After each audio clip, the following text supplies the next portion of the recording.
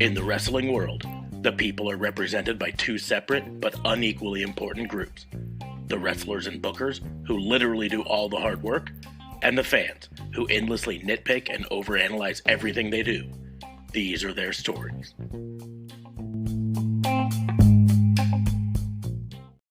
Hey!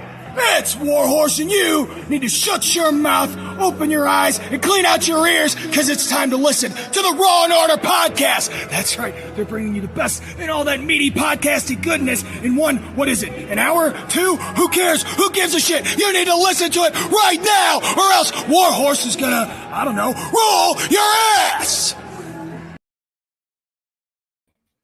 Listen to Warhorse. Welcome to another episode of Raw and Order, the wrestling booking unit, the only wrestling podcast on the planet that is probably actually not going to be talking much about NXT tonight, because at least 1/3 to 1/2 of this podcast didn't actually watch it. I am your host, Detective Mark Smarks, and I am joined, as always, by my partners in crime fighting. Starting off, District Attorney Vincent Kayfabe. What's going on, man? How are you? I am a third of that 1/3. Yes. They did not watch it. Did not watch it. I got to be honest. I said this to you off air, but I honestly forgot that it was this weekend until like 6 o'clock. I was like, oh crap, there's an NXT tonight, isn't there? And so I had to look at my like, honey, just there's wrestling paper tonight. And she's like, ah. Also joining us from up north, RMP JLB. Bam! Fighting crime with you, good sir. I got this covered. I am the half that did not watch NXT War Games. Yes, so here I am, and should have probably have watched something else, but I mean, your wife would have been happy. I very likely would have been happier. I don't know. I felt like I needed to watch it for a couple reasons. Number one, this truly was kind of the nail in the coffin to the old NXT. Right. I'll watch it, just not tonight. Yeah, I just was like, let's watch it, because the whole setup for this was basically old NXT versus NXT 2.0. Right. Who's gonna win? Well, who the fuck do you think is gonna win? Right? You're trying to set up new NXT 2.0 as the way to go. So of course you're going to give them the wins, right? And for the most part, that's the way it happened. There were a few where the NXT 2.0 people came out on top, where the old NXT people came out on top, but it really was designed to make the new look good in the long run. So anyways. Right. But that was one of the reasons. The other one was all speculation and reports have it that WWE is treating this pay-per-view specifically and this upcoming week less specifically as probably the last times we see Kyle O'Reilly and or Johnny Gargano in NXT, because neither of them have signed new contracts, and both of them's contracts expire soon. In fact, Johnny Gargano's technically expired like a week ago, but he signed a 1-week extension to make it through, or a 10-day extension to make it through War Games. And so as of right now, all reports have it he has not signed a new contract. So they were basically saying, this is going to be the swan song for Johnny Gargano, Johnny Takeover, Johnny NXT, Johnny Wrestling. And I was like, well, let's give him a send-off. And I think they did kind of give him a good send-off in many ways. Well, he's making an announcement though on NXT 2.0 though. So I feel like that's where he's going to mention he re-signed. He may have re-signed. It also may be a farewell announcement. I got a baby. Well, Kyle O'Reilly. Oh, you already had that. Can have another one.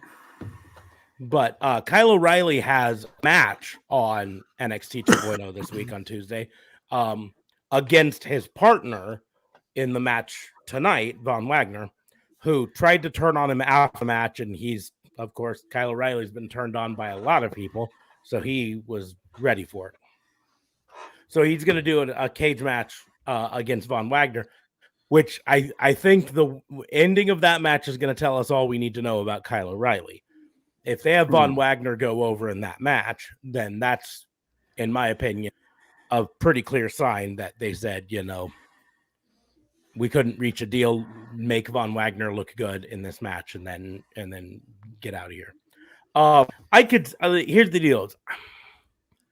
It's a business. I get it. And WWE doesn't always do this in their business, but at the same point, Johnny Gargano has been such a huge part of NXT for so long. Right. As long as he hasn't already signed a contract with one of their competitors, if he's just letting his contract expire, which he is, I could see them saying, we'll give you a 10-minute farewell. And significant piece, pre-recorded. Mm-hmm. Oh, it's pre-recorded. Yeah, NXT does not run live. Oh, snap. Shows how much I was been watching. Jeez. Yeah. Hasn't been live for a while now. I think ever since they moved to, I think since they moved to Tuesdays, they stopped doing it live. Yeah. Oh, they had Wednesdays live at one point. But it hasn't been recorded yet. Mm-hmm. No. Yeah, it probably hasn't been pre-recorded. No, it's like a 2-hour lag. It's not a big lag. Yeah. But it's enough to say, oh, okay, you're gonna say, come see me on AEW.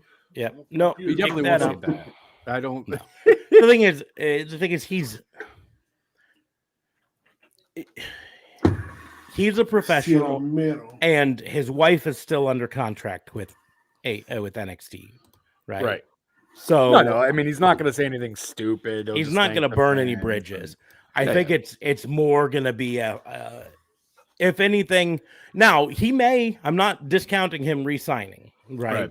As of right now, all reports have it that he hasn't re-signed, but they could come at him with an offer tonight and be like, "Hey, you did great in the match. We really want to keep you around. We want to move you to the main roster, or whatever." And then that might be his big announcement. We'd like you to move to the main roster. We're going to bring back Karrion Kross. We'd like you to be his manager. Yeah. Did you fire Karrion Kross? Did I say Karrion Kross? I meant Rusev. You can be Rusev. Sami Zayn. I want you to be Sami Zayn's manager. Wasn't Sami Zayn leaving? Whose contract is also ending? No, it's not Sammy. Kevin Owens. I hope Vince, none of do you these think guys we don't sign read again. the papers, Vince? We know everything that's going on. Oh, okay. Anyways, and so there's every chance. I mean, I'm nothing in stone yet, but I could see it being a thing where they're like, hey, we'll let you have a little bit of time to say your farewells or whatever. Say, I just don't have it in me anymore. I thought I could do one more match and I just can't or whatever. But so just to do a rundown real quickly before we get into our regular stuff. In the first match, there's no matches on the kickoff show, which was thankful, right? Mm-hmm. It was a thankfully short kickoff show, only half an hour long, and no Pete Rosenberg. Hey, I don't think he's usually on the NXT ones, anyways. Yeah, I don't care whether he normally is or not. The fact that he wasn't on there at all was always a plus. Did have Sam Roberts, and so yeah. It was also what's her face's last time on commentating too. Sam Roberts is the very best fantasy booker on the planet, and the very worst commentator. Yep, can't be good at both. So apparently not. Like he's actually better than Blampier at fantasy booking because he'll fantasy book whole groups of storylines. I'm like, why aren't you the head of writing? Yeah. Why this is fantastic. Why aren't you should be writing? Because Vince doesn't think this is good S word. And Adam Blampier, he can write one person's storyline long term. Really great.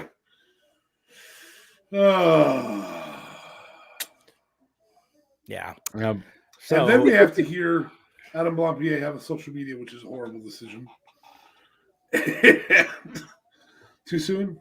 Yeah. Probably too soon. Just a tad. Yeah. Anyway, and then Sam Roberts on pre-shows, and it's just horrible. I hate watching. I even hate watching him on the what is it? The huddle, the thing they do on Thursdays. I don't even remember. The group The thing bump where they used to be the bump. on- That's what it's called. The I don't huddle. even know. I hate seeing him on the bump. Yeah. So, So the first match of the night. oh, fuck. First match of the night was the women's War Games match, which was Dakota Kai and Toxic Attraction, Mandy Rose, Gigi Dolan, and JC Jane, versus Raquel Gonzalez, Io Shirai, Cora Jade, and Kaylee Ray. The good guys won. And the good guys won, right? With Cora Jade getting the pin. And here's the thing with this. Cora Jade, of all of those people in that, Cora Jade is by far the most NXT 2.0, right? Right. Because all of them are Toxic black and gold. Attraction, Toxic Attraction, Gigi Dolan, and JC Jane were brought in under black and gold, but didn't really get their start until 2.0. on screen until 2.0. So they're kind of 2.0. But you got to keep in mind, like Gigi Dolan is the former Priscilla Kelly independent wrestling superstar.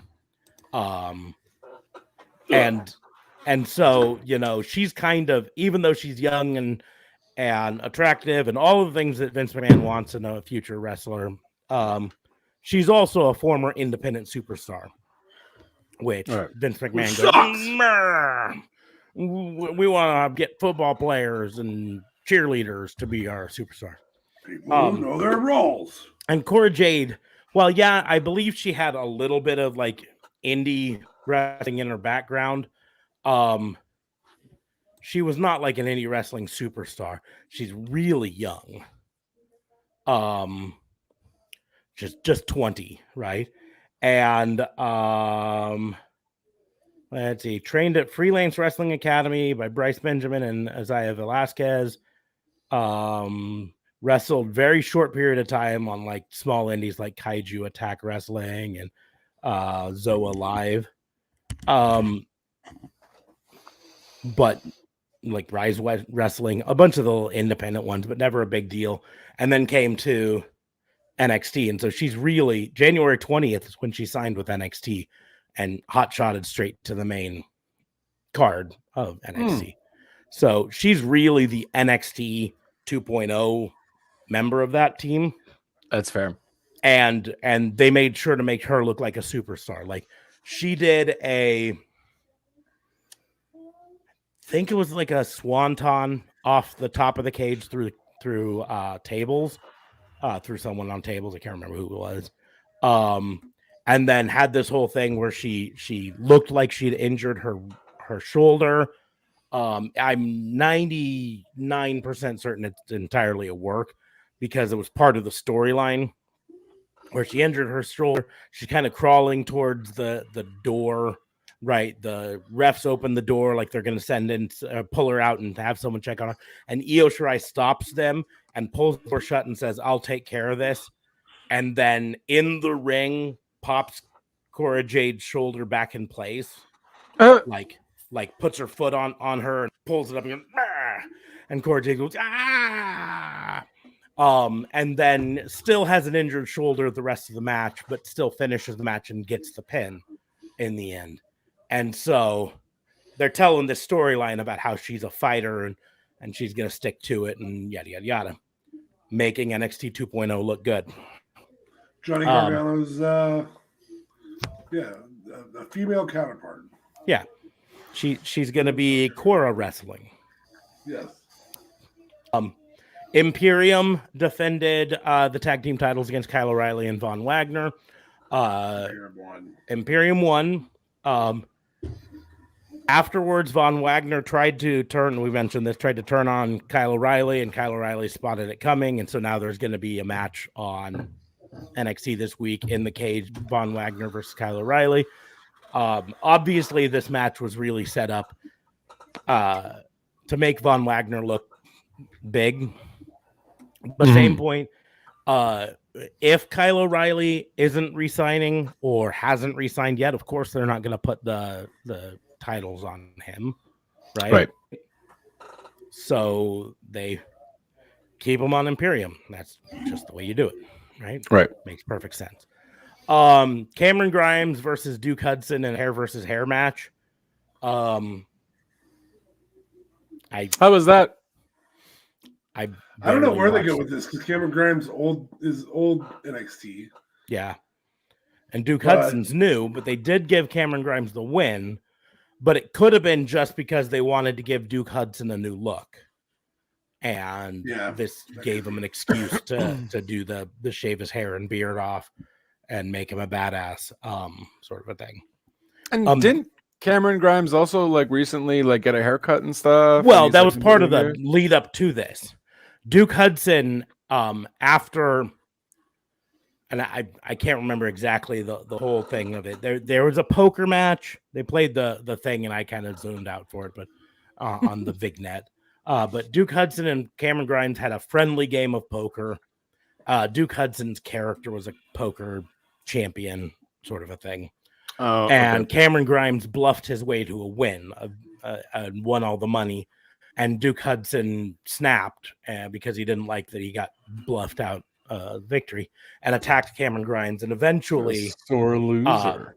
Sore loser. Eventually, cut his beard off, not all the way off, but cut his beard short and cut his ponytail off. And so Cameron Grimes debuted again like a few weeks later, now with a short beard. And his hair still wasn't short, but it was like maybe shoulder length instead of down mid back, long caveman style hair like his old Cameron Grimes. Right. And Duke Grimes' whole character was like, I thought I was going to make people hate you, cutting it off, and it just made you made you better looking. So now I'm gonna shave you bald and I'm gonna shave your beard off. And Cameron Grimes was like, I'll tell you what, let's make it a hair versus hair match. And then I'm gonna shave you bald. That's apparently what he did. That was a really good Cameron Grimes impersonation. Ma, thank you, son. But that was less good. I know. Only have select words down, in fact. That was one that was a little bit confusing because, like I said, I don't know unless they have this whole plan with Duke Hudson to change his character up. But frankly, they've already got a whole lot of bald guys on NXT 2.0. I don't know if they needed another one. Don't you know bald is beautiful? That's why he wears the hat. No, I got a lot of hair right now. Probably too much hair. Like Hogan has a lot of hair. Yeah. It just starts a little higher than it used like to. Cesaro has a lot of hair. Go all the way down. Let's just say I now have a 5.5 head. Instead of just a 4 head. Oh. It's a 5.5 head. 5.5 head. All right. But the match that confused me the most with the ending was actually Roderick Strong defending the NXT Cruiserweight Champion against Joe Gacy. Because the storyline they're playing there, Joe Gacy is well above 205. And he was accusing the Cruiserweight title of being body shaming. That it has to be 205 pounds or less. That's body shaming. So Roderick Strong waived the weight requirement for this cruiserweight match, and said, "I don't care how big you are, I'll fight you." And I really thought this was going to be because I read something in the dirt sheets, which dirt sheets aren't always right, and in this case they obviously weren't. But I'd read something in the dirt sheets that said that they'd heard the plan was for Joe Gacy to win the belt and change it away from being a cruiserweight belt to now being a open weight belt or something like that. Akin to a TV title sort of a thing. But no, they had Roderick Strong, so still the NXT Cruiserweight Champion. Roddy Strong. And then the final match of the night was the men's War Games match. Featuring Team Black and Gold, Tommaso Ciampa, Johnny Gargano, Pete Dunne, and LA Knight. And LA Knight was like the odd man out in that group, in my opinion. He hasn't really been there all that long either. No, he hasn't really. Tommaso Ciampa, Johnny Gargano, and Pete Dunne are all like dyed-in-the-wool NXT Black and Gold sort of guys. And LA Knight's only been there like a year. Exactly. But Cameron versus, Grimes technically would have been better, but they already Yeah. had that storyline going. versus Team 2.0, which was Braun Breaker, Carmelo Hayes, Grayson Waller, and Tony D'Angelo. And this was there were fun parts of this match, and it started with Johnny Gargano in the ring. In War Games, always that first person in the ring gets beat the fuck up for a while. And so it did showcase Johnny Gargano a lot in what could be his send-off match. We'll find out on Tuesday, I guess. But no one turned on this not expecting Team 2.0 to win, right? Right. Who was on 2.0? Braun Breaker, Carmelo Hayes, Grayson Waller, and Tony D'Angelo. Of course, Carmelo Hayes is the current NXT North American champion. And Tommaso Ciampa is the current NXT World Champion.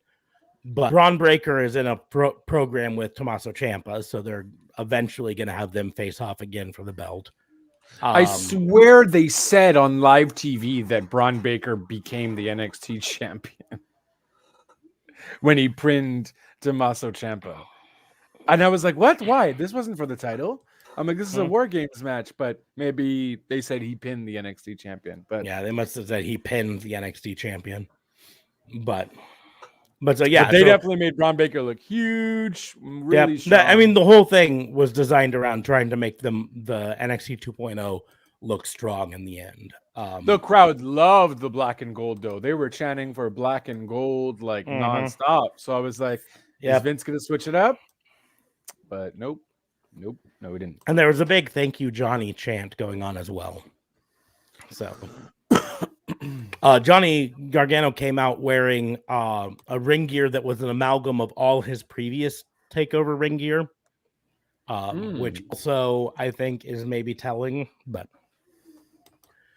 anyways, that's kind of all we're really going to talk about takeover because, like I said before, boy, do we got crimes. Well, and most of this podcast didn't watch it, which is in and of itself indicative of a crime. If your product does not drive people who do a podcast about your product to watch it, then your product is failing at doing what it needs to do. Yeah, I would say it's placement that was the rough spot. So I understand the reason that they did this tonight, and it was going to be my crime. So the reason that they did this tonight was they didn't want to go up against the conference championship games on Saturday, which I get. Yeah. What would they have gone up against next weekend? You push a little closer to Christmas. Nothing. You don't have people out doing their Christmas shopping, doing all their other stuff. I think it's just still too close to Christmas, though. I don't think they wanted to do anything necessarily. And that could be. They may have needed to push this back into November. Yep, or do it New Year's Eve or whatever. You know what I mean? Do it right before day one. Mm-hmm. That would have worked. Yeah, Saturday, Sunday, Yeah, like how they used to do it. But it was that would have been old school NXT, not new school NXT. And new school takes an homage to the old school, But that's not good S word for Vince, so that's why they did it too. It was a little bit. I don't want to use the word emotional, but it just kind of hit me when the title card came, but it did not say takeover. Oh, this really? is the first You're gonna go that ham on NXT that? since the beginning of NXT as an actual brand that isn't called a takeover. And I mean, that's just indicative of the future for NXT from now on. They're not viewing them as takeovers. They're viewing them as a whole new thing. So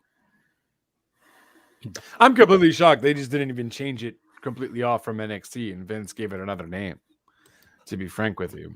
I mean, you change the logo. If you change the logo, you can easily just change the name then because you have to reprint everything and so on. So yeah, you say that, but there's one thing about it, and that's trademarks, right? To get trademark for a new name for NXT takes time, takes filing trademarks. It's really hard to do.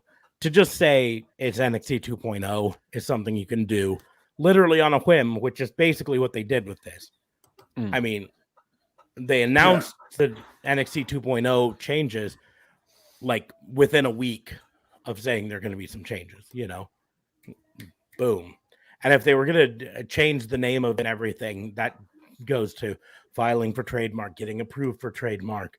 You have to first prove that you can own it and that someone else doesn't already have it, and all of this stuff. And then it opens you up for potential legal battles if you try to trademark something that someone else already has trademarked.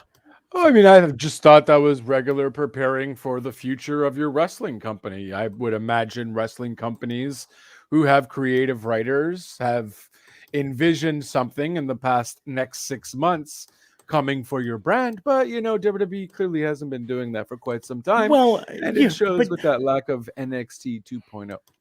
But like Coca-Cola launches a new product, they don't drop the Coca-Cola name. They keep the name around because the name has value.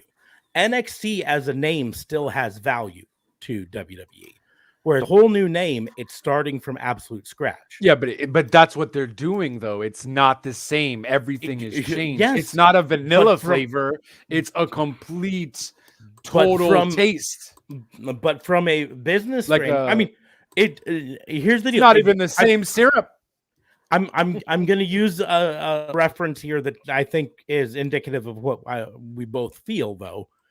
It's like new Coca-Cola, which was a totally different taste to Coca-Cola, right? But they still called it Coca-Cola, even though it was a totally new thing. Now, where it's indicative is most people thought New Coke sucked. New Coke was formulated to be more like Pepsi, to be sweeter and less acidic, to be easier to drink, because Pepsi was winning taste tests all the time. I don't know if I drank new Coca-Cola. But people hated. You would have been pretty young when New Coke came out, so okay. People hated New Coke because they drank Coca-Cola because they liked that it was different than Pepsi. And when you try to make Coca-Cola taste like Pepsi, suddenly it doesn't taste like Coca-Cola anymore. And so after less than a year, they brought back Coca-Cola Classic. Be like, sorry, we fucked up. Here's the stuff that you really like. And that's why I say this is kind of like that, in the fact that I would anticipate within a year or so, we see a swing back the other way with NXT when viewership declines even more.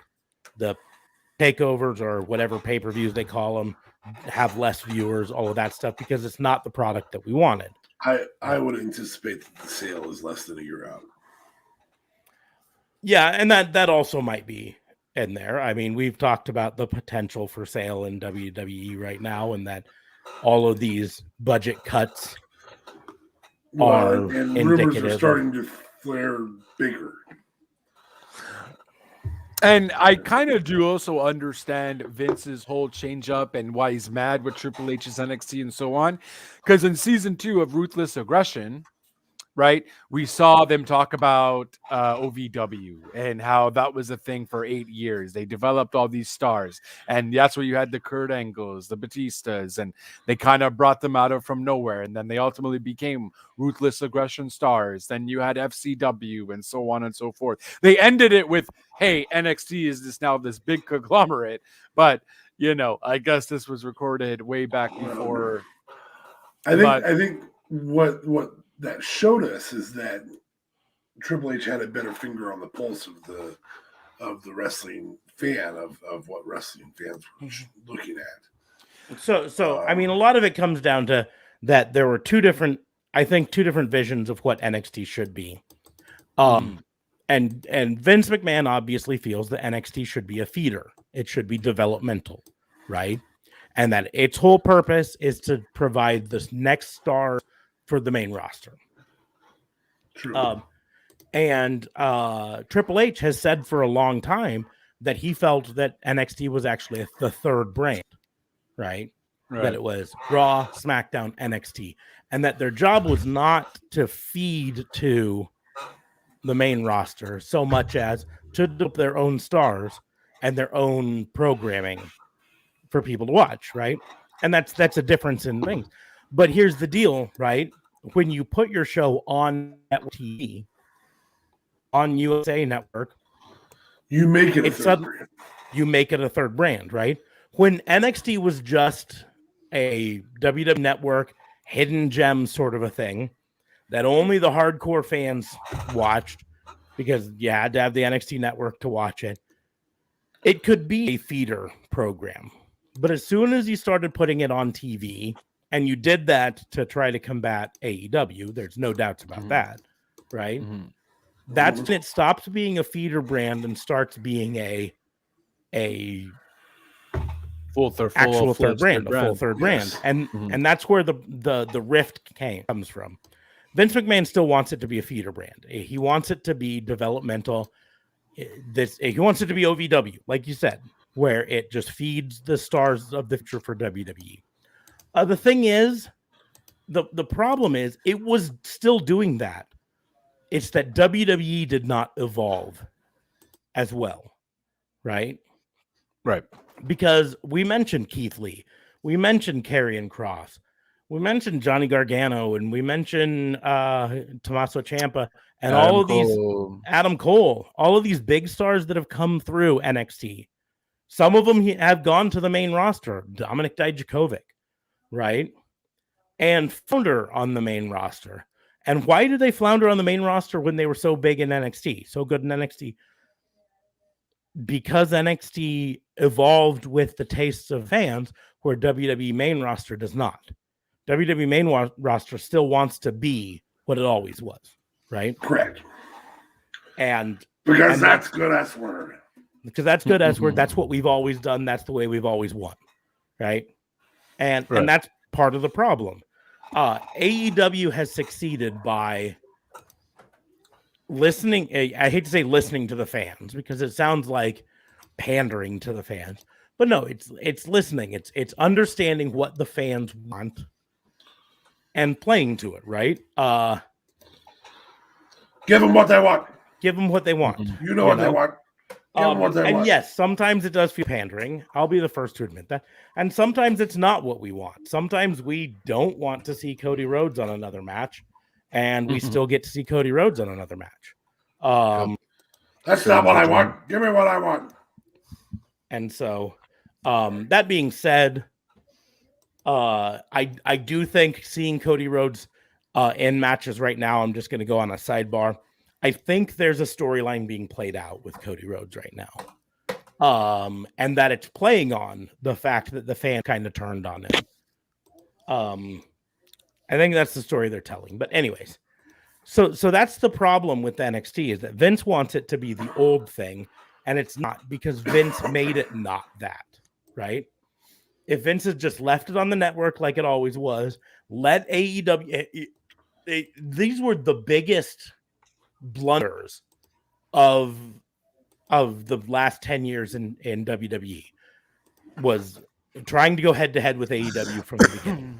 You're saying out loud, you're saying people, we don't see them as a competitor, all of this stuff, but then you're actively doing things to try to combat them, right? That, in many eyes, legitimized AEW, right? When you said, well, AEW is going to be on Wednesday night, let's put NXT on Wednesday night. It told people, it already was on Wednesday night. It just on TV on Wednesday nights, right? On air on Wednesday night. Because here's the deal: very few people watched it live on the network. The whole thing with it on the network was you could watch it whenever you wanted once it aired, right? So, but it's like, oh, let's put it live on USA Network on Wednesday nights. In competition to AEW, that legitimized AEW in the eyes of lots of people. That made AEW feel like competitors when they may not have been. Can you imagine how much different the landscape would be right now if WWE had really treated AEW more like they treat Impact Wrestling, which is ignore that they exist entirely? Right. Be a very different product. It would be. AEW would be... I think AEW would still be around, but they wouldn't have this air of legitimacy that they got from Oh, I think you're WWE giving WWE too counterprogram. much credit for that. I feel like AEW would still be where it's at. I really, at least for a good chunk of the fan base they have, I don't see WWE giving them anything in that regard. No, see, here's the deal: is what you're missing is how much the idea of the war has impacted everything here, right? You go on Twitter, you go on any place, and it's always AEW fanboys, WWE fanboys going back and forth over it because of this war. But if there had never been a war, there would never have been this back and forth online building up the brands, right? Now, it would still be that, though. I'm not saying AEW, no, because we have evidence of why it wouldn't be. And that evidence is Ring of Honor is suspending operations, right? Ring of Honor never got to the level that AEW did, despite being a competitor of WWE for 20 years, right? Mm-hmm. Impact Wrestling, TNA, almost 20 years as well, never got to this level despite this, because WWE mostly just ignored them. Let them do their little indie stuff, all that stuff. We'll pick the stars that we like off of it. We'll go and we'll choose Seth Rollins off of it.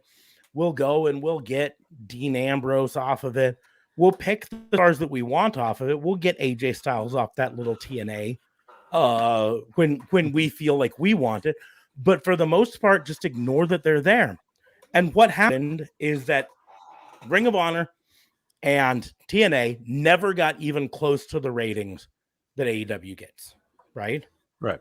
Never got even close to the conversation that AEW gets, right?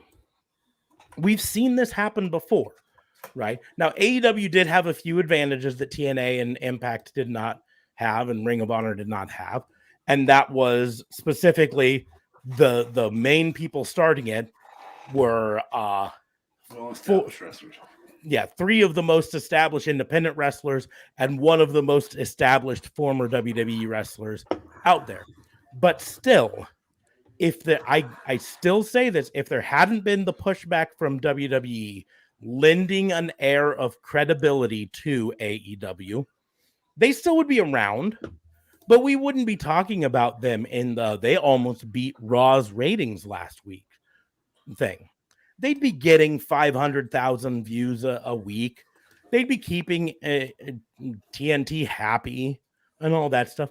But there never would have been this talk about it being a war because WWE would never have made it look like a war, right? AEW announces Wednesday nights, WWE goes, whatever, right? And there wouldn't have been all of these. Every podcast started doing the Wednesday night wars. Wednesday night wars. Wrestling with Regret started doing who wore it better again. That's a good one. Where it was which of the shows did it better that night. What Culture did Wednesday Night Warfare. All of the things started doing it because they viewed it as this war. And if WWE had from day one just said, "Oh, AEW, whatever," and ignored it. Yeah, cool. Those little guys. Yeah, some more little guys. We'll eventually pick off the stars that we like with big contracts and move on, right? That's what they did with TNA. Let TNA have their little show. Let TNA sign a bunch of old wrestlers like Hulk Hogan and Jeff Jarrett, who was part of the founding of TNA. Let them have those little wrestlers. Right. And then we'll wait around and watch and see, oh, they've got this guy, AJ Styles. He's pretty good. We'll bring him over to our show. Right. Vince, we had him once. Yeah. And no one remembers that. We'll bring him in now. We'll bring him in and make him a big star. Didn't they have him on Heat, though? Like, Jesus. Yeah. He was only there for like less than a year. Yeah. And you're like, oh, they've got the Hardy Boys wrestling there and they're getting to be kind of popular. Hey, send out feelers to when their contract is up. Oh, soon? Oh, right before WrestleMania? Cool. Let's send them some big contracts and have them come to our show right after WrestleMania, or right on WrestleMania. Right? We'll ignore them as competitors, even when, because remember, TNA did go directly after WWE. They did Monday night live shows, right, to try to go after, and failed spectacularly at going after Raw. Like a pissant t-shirt company. Yeah. Just, which is part of why, like, AEW knew from day one they couldn't go straight after Raw. I still don't think they could go after Raw. I think that Raw still has enough of the diehard WWE fans that if AEW went Monday nights, they'd struggle. But Impact tried to, TNA tried to, and it was part of the downfall, and it's part of what cost them their good TV deals and put them on fucking Altitude Network for a while. So, anyways, but we'll go ahead and move on and talk about our crimes for the week. I know DA Fabe already hinted at his crime. So we'll continue on with that. DA Fabe? Yeah, I just think scheduling is the biggest piece to this. Yes, we've talked about too many pay-per-views being part of the equation, I guess. We said something, a while back about how much we enjoy that AEW has the time to build. We've tried to solve it with brand splits, virtually. But at the end of the day, know what your fans are doing. This is a season where people are busy with, whether it be Hanukkah, whether it be, I believe there's a Korean holiday, whether it be Christmas, all the different holidays that can occur this time of year. Last night was the end of Hanukkah, literally. So maybe that's why they pushed it over to today. I don't know. I would assume it was mostly because of the football, the championship games for football. I mean, we're in Nebraska, so we didn't get to care about championship games this year. Oh, how did you survive that? You, sir. Because it is one punch mosquito. Well, two. One punch. Anyway, and so there was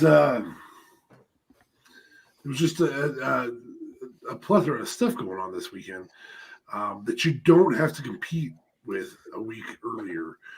You could have done it right before Survivor Series, where this pay-per-view has traditionally landed, was the night before Survivor Series. That would have worked. Not only, Smark's already talked a little bit about the product not being as enticing because you're changing. Changes need to be gradual. We didn't go straight to Stone Cold Steve Austin World or WWE Champion. We didn't go straight to Stone Cold versus Vince McMahon. We had Stone Cold versus Brett with the pass out moment. We had things that built to those things. That's the same with this. Like, number one, you flipped it right all at one time, and then you changed the timing, and then you pushed back the biggest pay-per-view of the year for NXT is War Games, and you push it far enough into December that there's crap going on those days. And so I put up my Christmas tree tonight. That's what I did. Nice. I will watch it. I will probably watch it tomorrow night. But that type of timing is a direct effect on your willingness of fans to watch.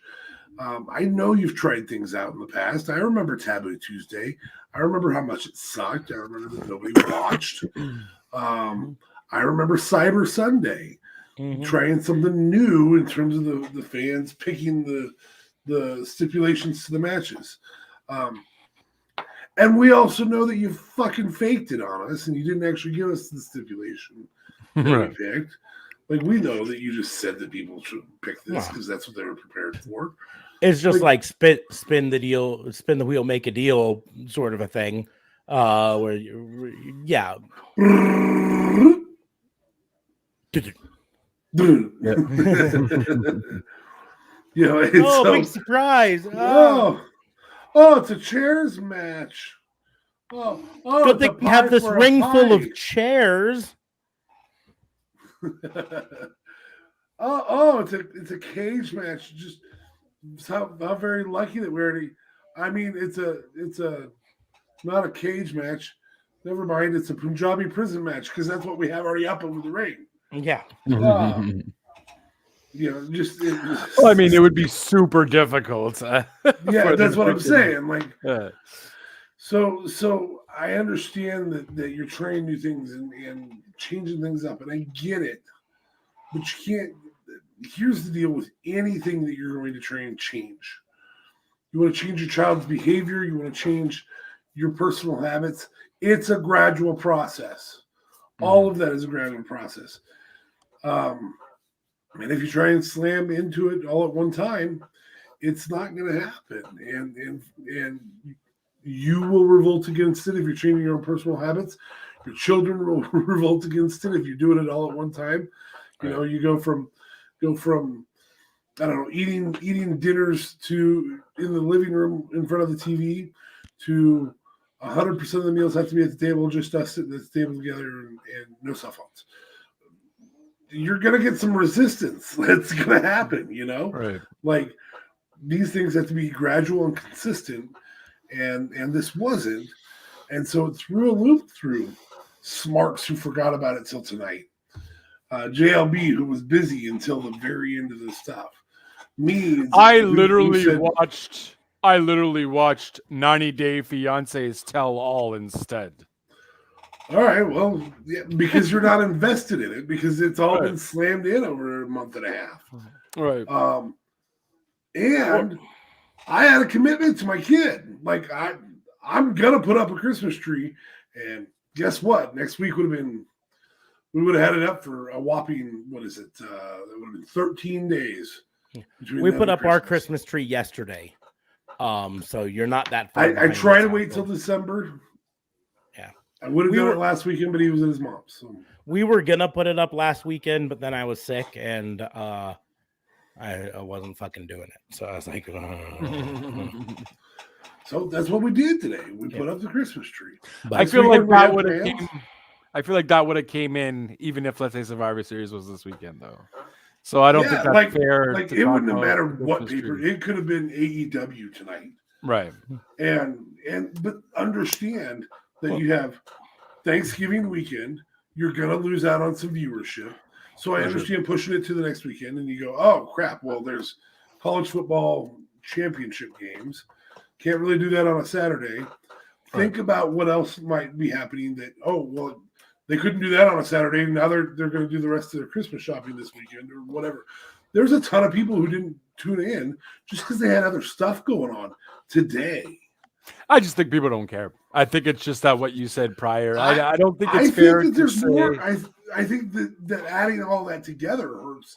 Yeah, it's a culmination of things. The simple fact is, like you said, is even if it had been an NXT today, I think it would have been tough for some of us, right? I get it. But that gets to your point of know what your fans are dealing with, right? AEW made a choice to not have a December pay-per-view, right? They do 4 pay-per-views a year.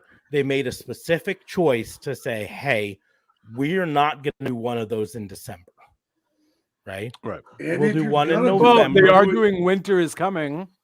It's Winter is Coming is not a pay-per-view. It's a special episode of NXT of AEW premiere.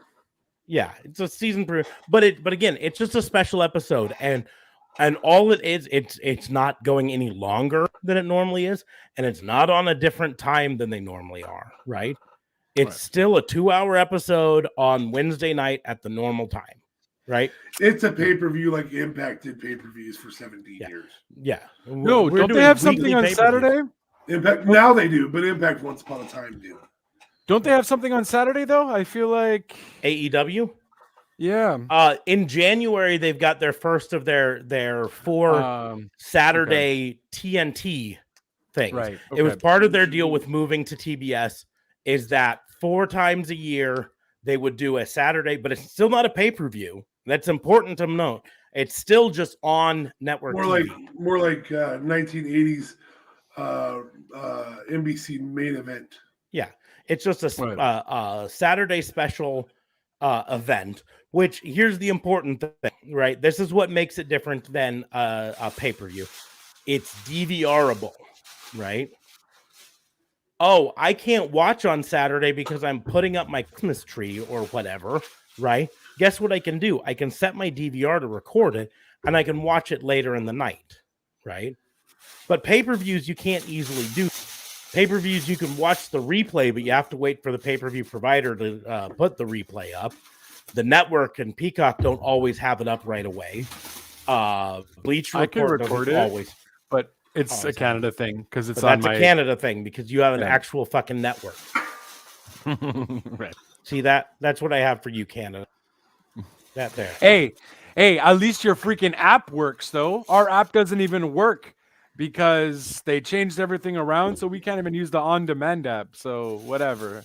Remember, Peacock doesn't let you pause, rewind, or fast forward. So They do now.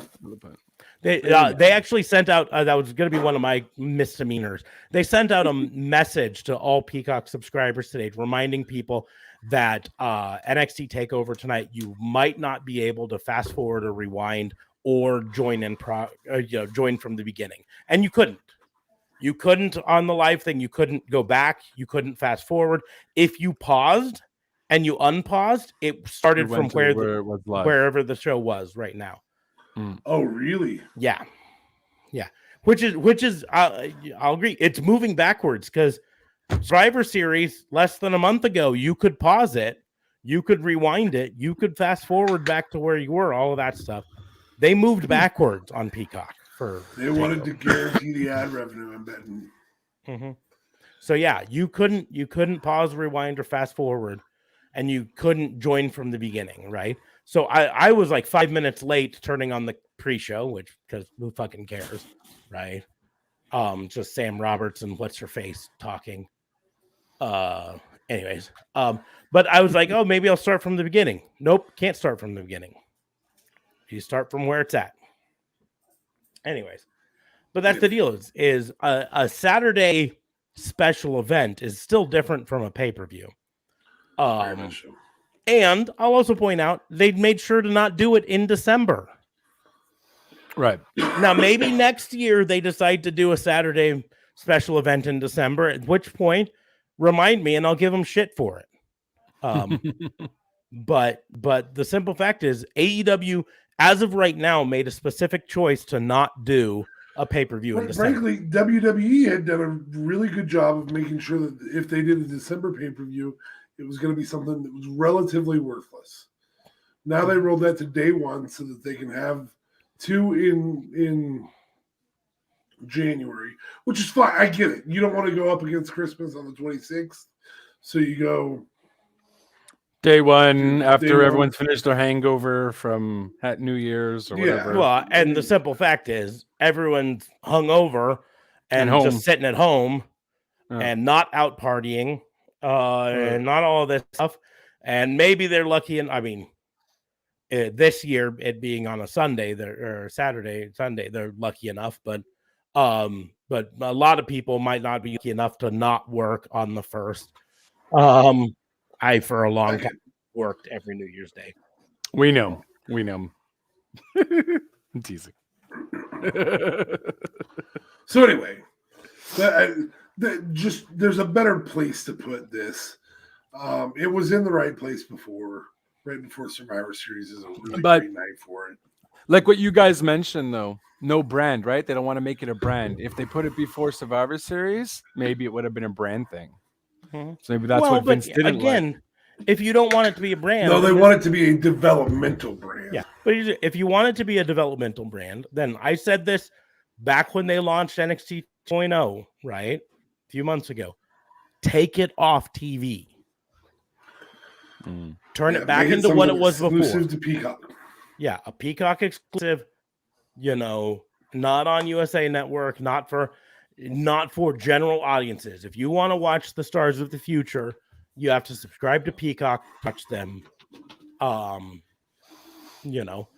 then it takes it out of continuity. Because that's been the problem ever since they put NXT on TV, is people talking about continuity.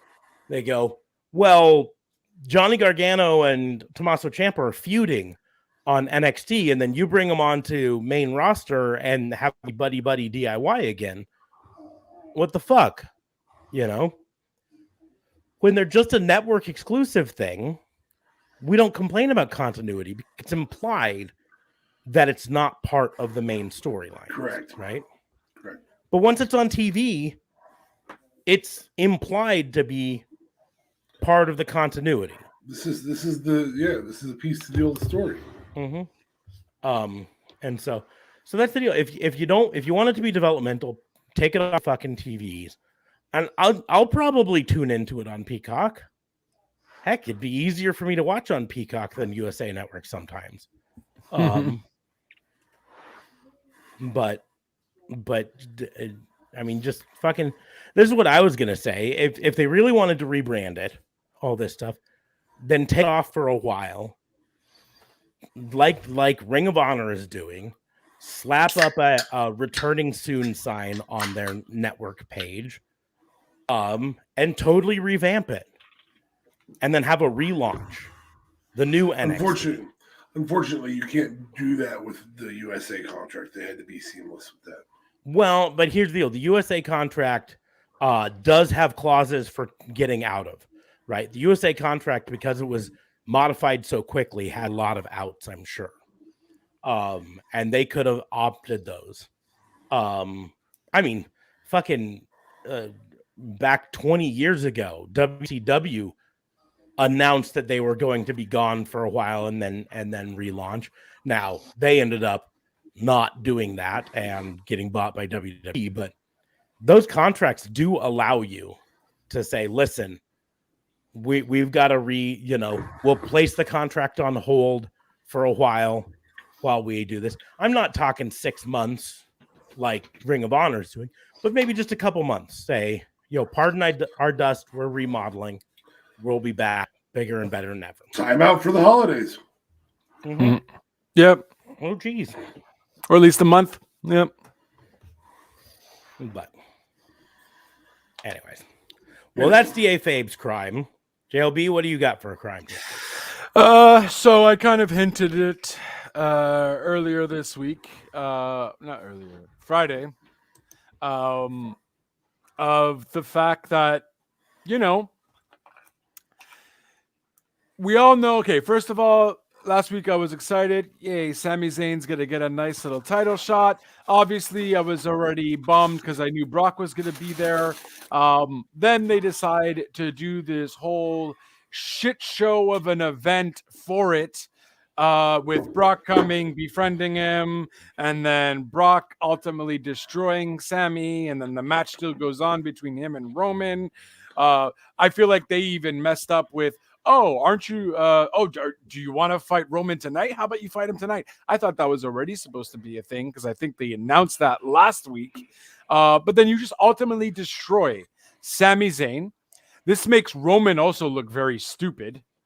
Just the fact that you're going to take advantage of the guy when he's down. Yes, it plays into your nice little heel thing, but so many things pissed me off. So it's a multi-charge between the writers, the Usos, and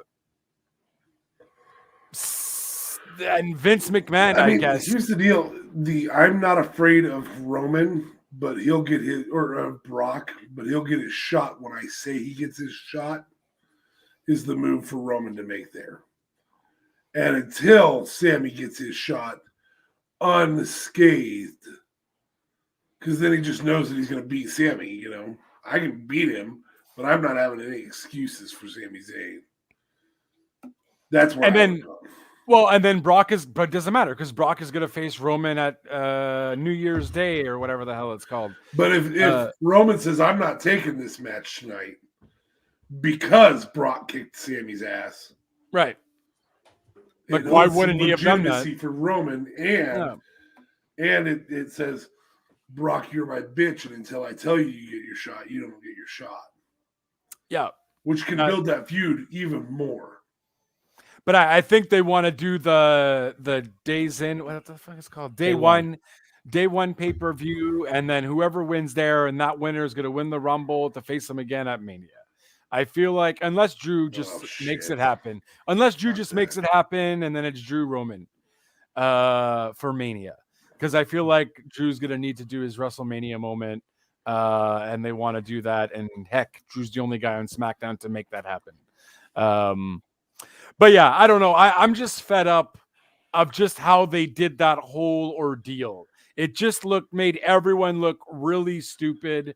I guess aside from Brock, because Brock kind of got his way. How do you just completely diminish Sammy like that? I get you haven't been using the guy well for the longest time, and Sammy is down for whatever. But at the end of the day, bro, this guy's contract is also up. Like, it's Dunsky's here. Why is this guy going to want to resign with a company that is not doing anything for him? They're going to struggle to get to 30 people in the Royal Rumble. 30 viable competitors. I think he'll do two. I think he might bring a few 2.0 stars up, though, and whatever, and they'll make it happen. Oh, they'll get there. They'll have B-backs and stuff, But they'll have random stupid. Legends. They'll have legends, exactly.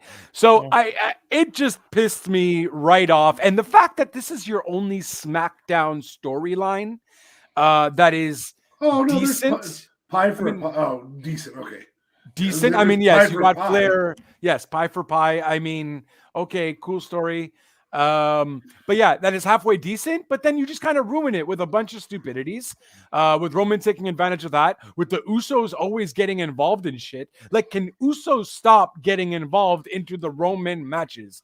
I get why he does it. They're heels. That's what they do. But enough is a fucking enough. It's every match now.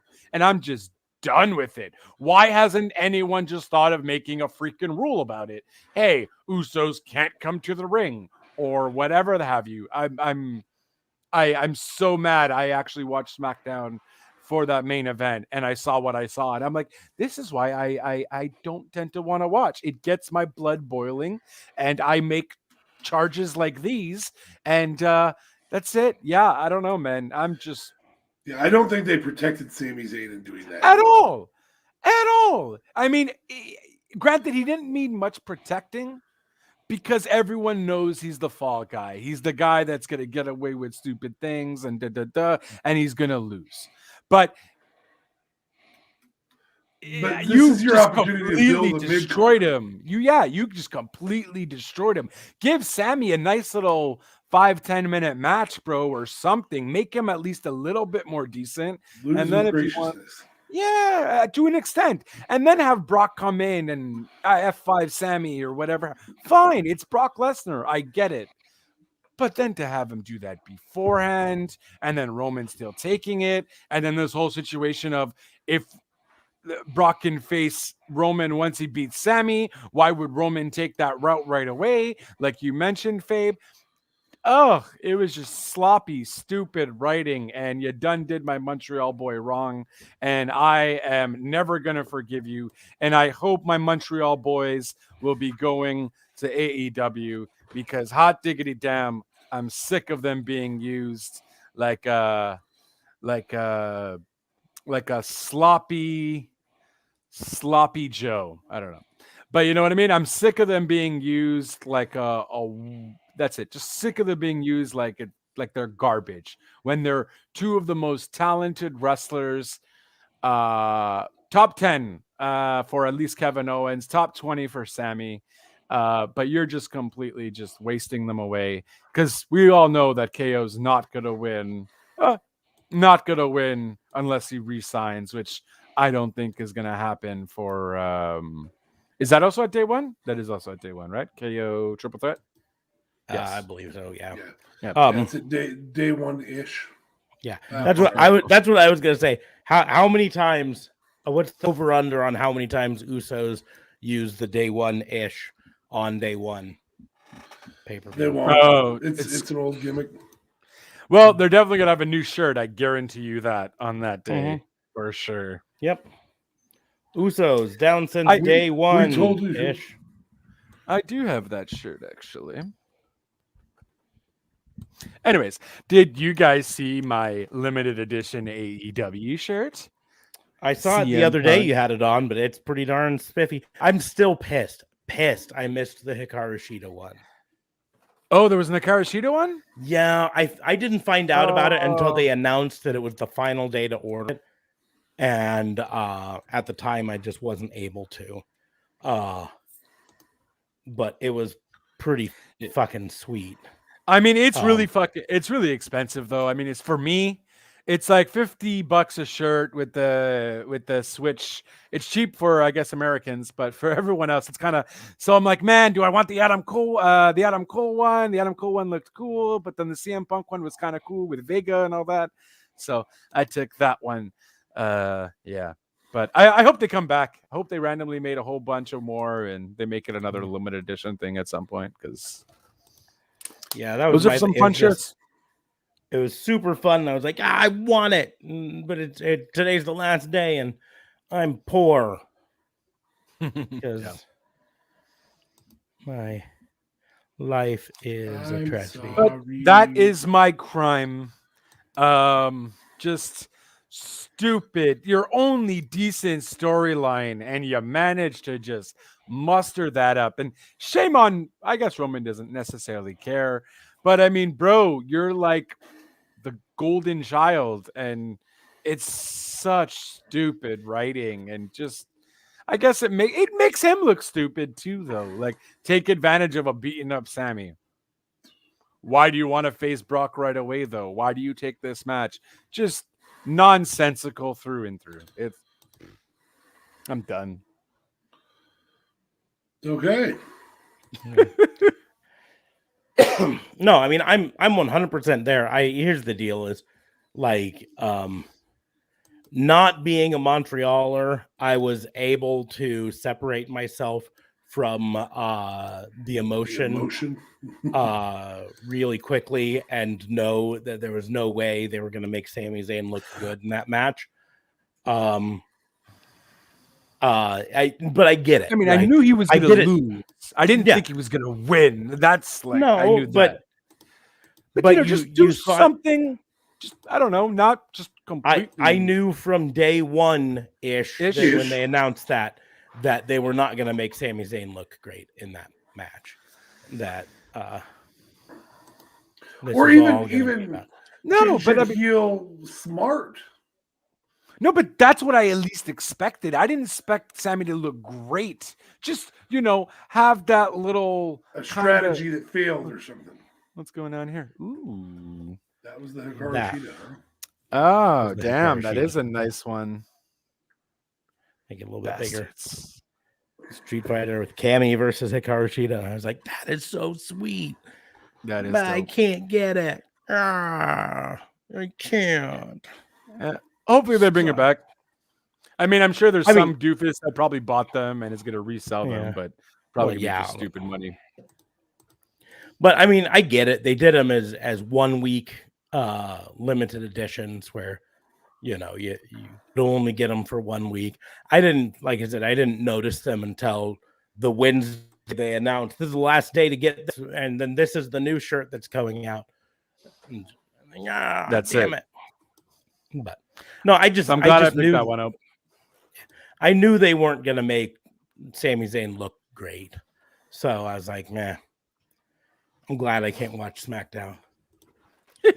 I know you were so mad for so long with Sling TV that be glad. You should be thanking Sling TV. Thank you for not picking up this network because it's so trash when it comes to Friday nights at 8 p.m. I just noticed that AEW has new Gun Club shirts that call them ass boys. They use asterisks instead of S's, but it's ass boys. Instead of still kind of weird. 'Cause I'm an ass man. Dum, dum, dum.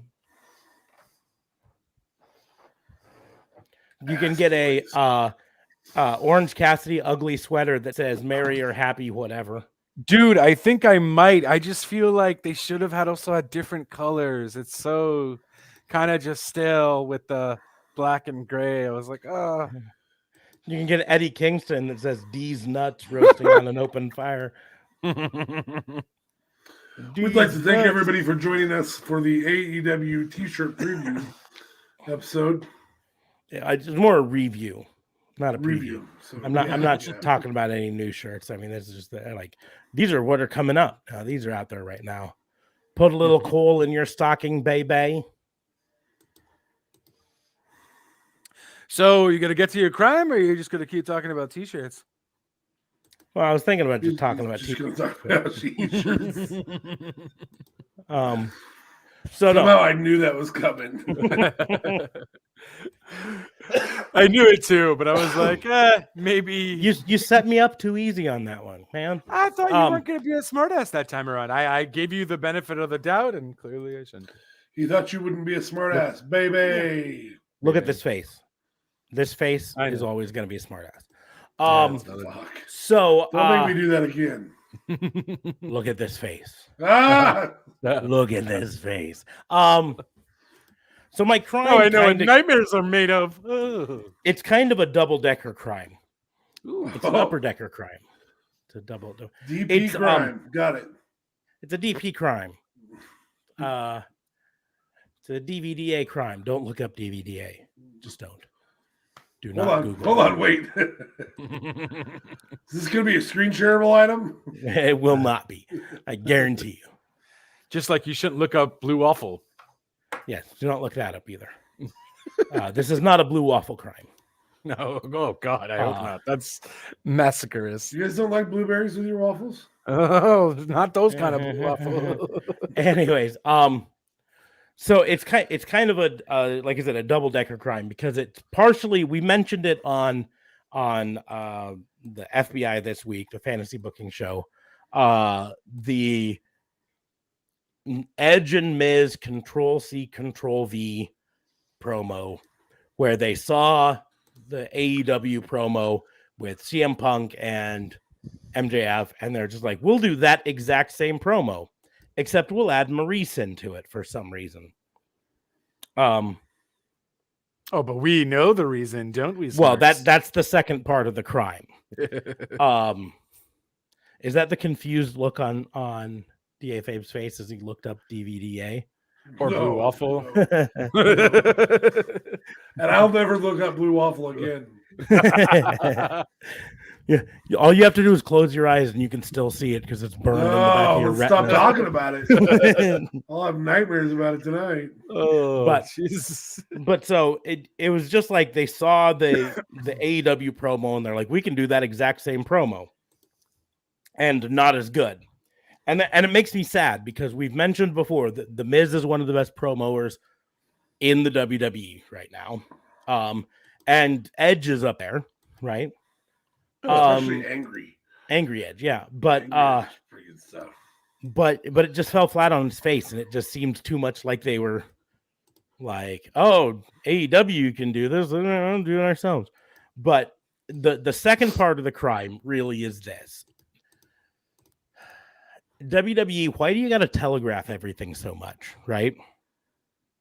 So you had Miz and Maurice come out, and you're like, "Oh, hey, Maurice is actually dressed up in her ring gear for the first time in like 5 years." It hasn't been 5 years, but it's whatever. I mean, long enough to have 2 kids, you know. Is that the only reason why she was gone for so long? Yeah, I mean, she wrestled her last match. Semi-retired for a while. Yeah. But she'd wrestled her last match, and then shortly thereafter, they announced that they were expecting. But so she comes out and is part of this for seemingly no reason. But then, like, the next day, they had Beth Phoenix make a big announcement that she was pulling out of NXT, that NXT War Games was going to be her last NXT event. And to me, that's just showing your hand too early on what I think is obviously going to be a Miz and Maurice versus Edge and Beth main event match. What? That's going to be in day one, though. That's why they had to do it so early. I guarantee you that's day one. Well, that's fine. What you do is you make the match first, and then you have Beth pull out. That's where you don't show your hand, right? You have Miz bring up Beth in a promo. You know, I'm out here with my hot smoking wife, but I don't see Beth anywhere supporting you. Right. And then you build the match organically that way, with then Beth saying on NXT, listen, this is going to be my last night because I got to go up there and support my man. Right. Or whatever. I don't think she's going to word it that way, but yeah, you should probably let Scott Steiner build the math organically. Yeah. Instead of you. But this way, with her announcing that she's leaving NXT before they built the match, it ruins any sort of suspense for that potential match happening. Unless they don't do it. Well, and it's another swerve. Well, if it's another swerve, then it'll be their only swerve because they fired their last swerve. Oh, shit. But pun is always intended. Just to let DA Fabe know that we can't hear anything that he's saying. Sorry. Might be intended, but it's not always good. Yeah, you're right. Definitely too soon. Definitely too soon. So that's my crime. It's just like, listen, there's a way to do this match that doesn't show your hand, and then there's a way to just show your hand and make it not like excited for the match. Like, I'm not excited for that concept of a match, right? And maybe if they built it organically with Miz throwing some stones at Beth first, I might be. I don't know.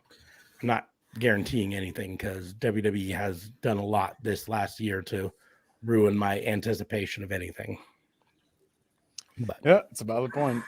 We'll just have to wait to see on Monday Night Raw. Yeah. But that's going to be the exact line. I don't see your wife supporting you. Boom, Beth Phoenix music hits. Mm-hmm. Because that's how creative WWE creatives are. Yep, pretty much. Wait, no, it's this thing, isn't it? Whatever she does. Yeah. But it should be called the WWE Uncreatives. Anyway, yeah, I don't disagree with that. That's they showed a lot of their cards this week on SmackDown in particular. Just like, come on, guys. You've been doing this for 40 years. You can do this better. I don't know why you're shocked. I'm just...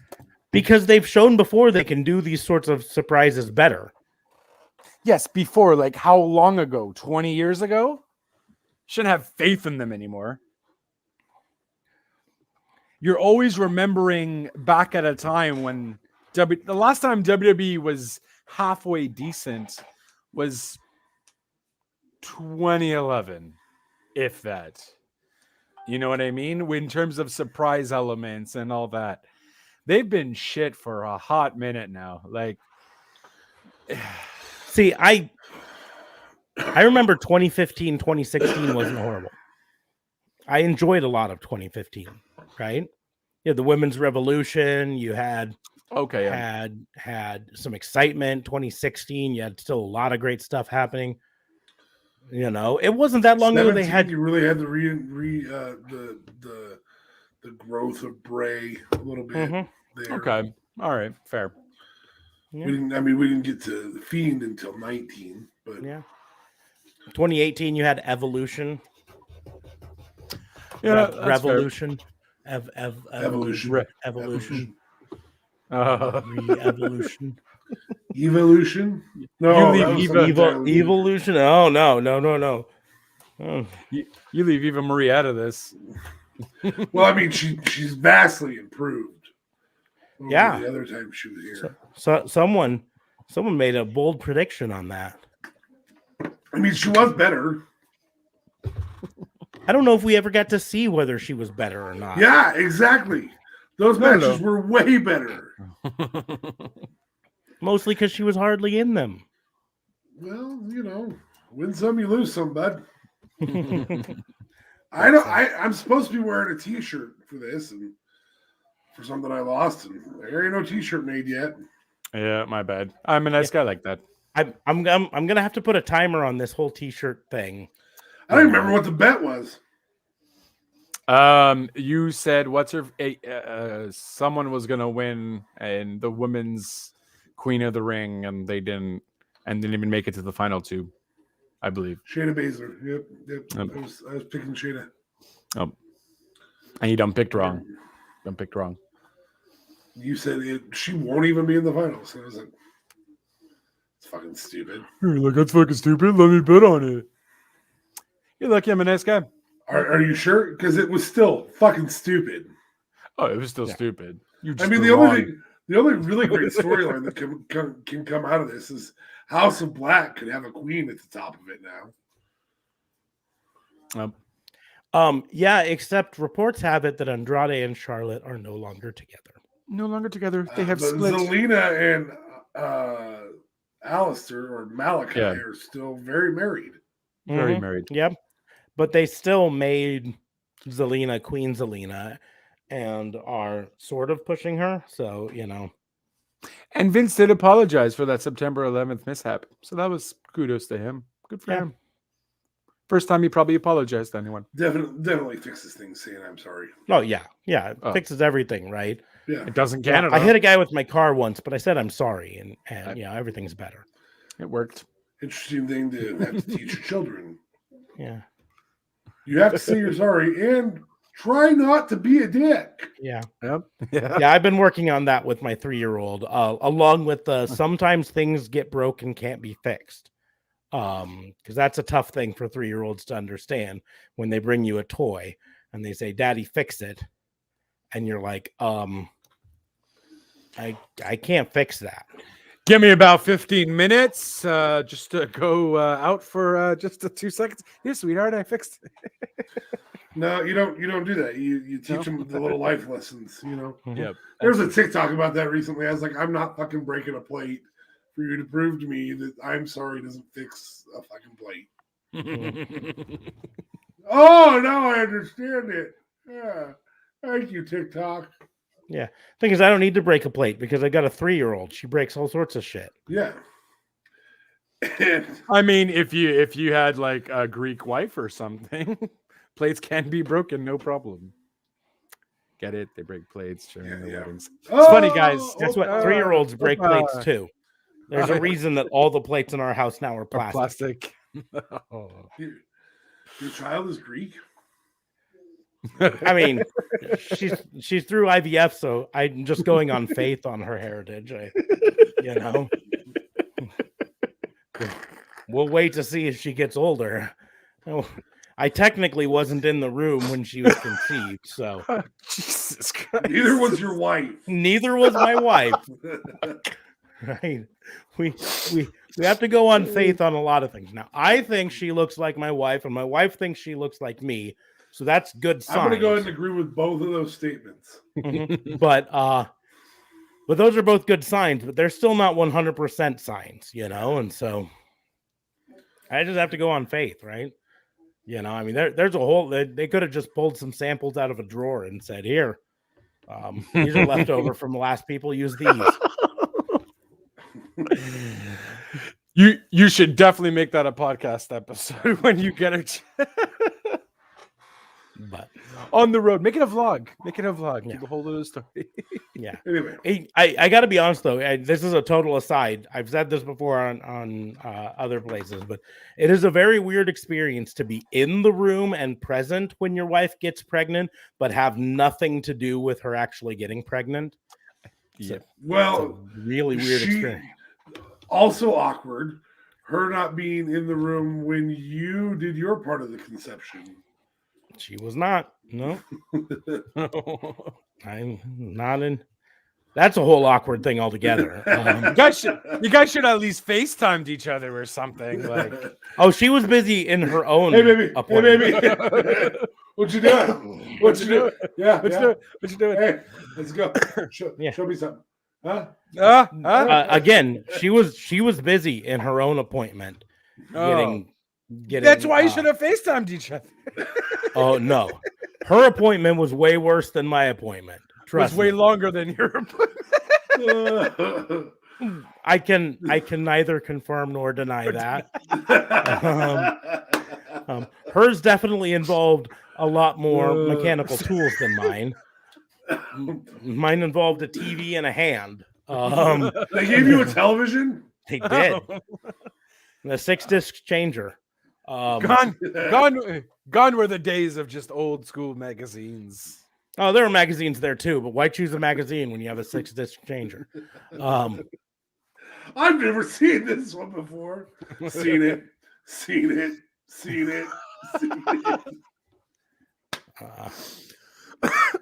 Yeah, I tell you, I've said this before. This is going to be a weird for those of you who came for wrestling content. There's going to be a weird aside here.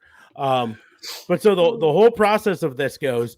They lead you into this room, and they say, "Here's the changer. Here's your container to put your sample in.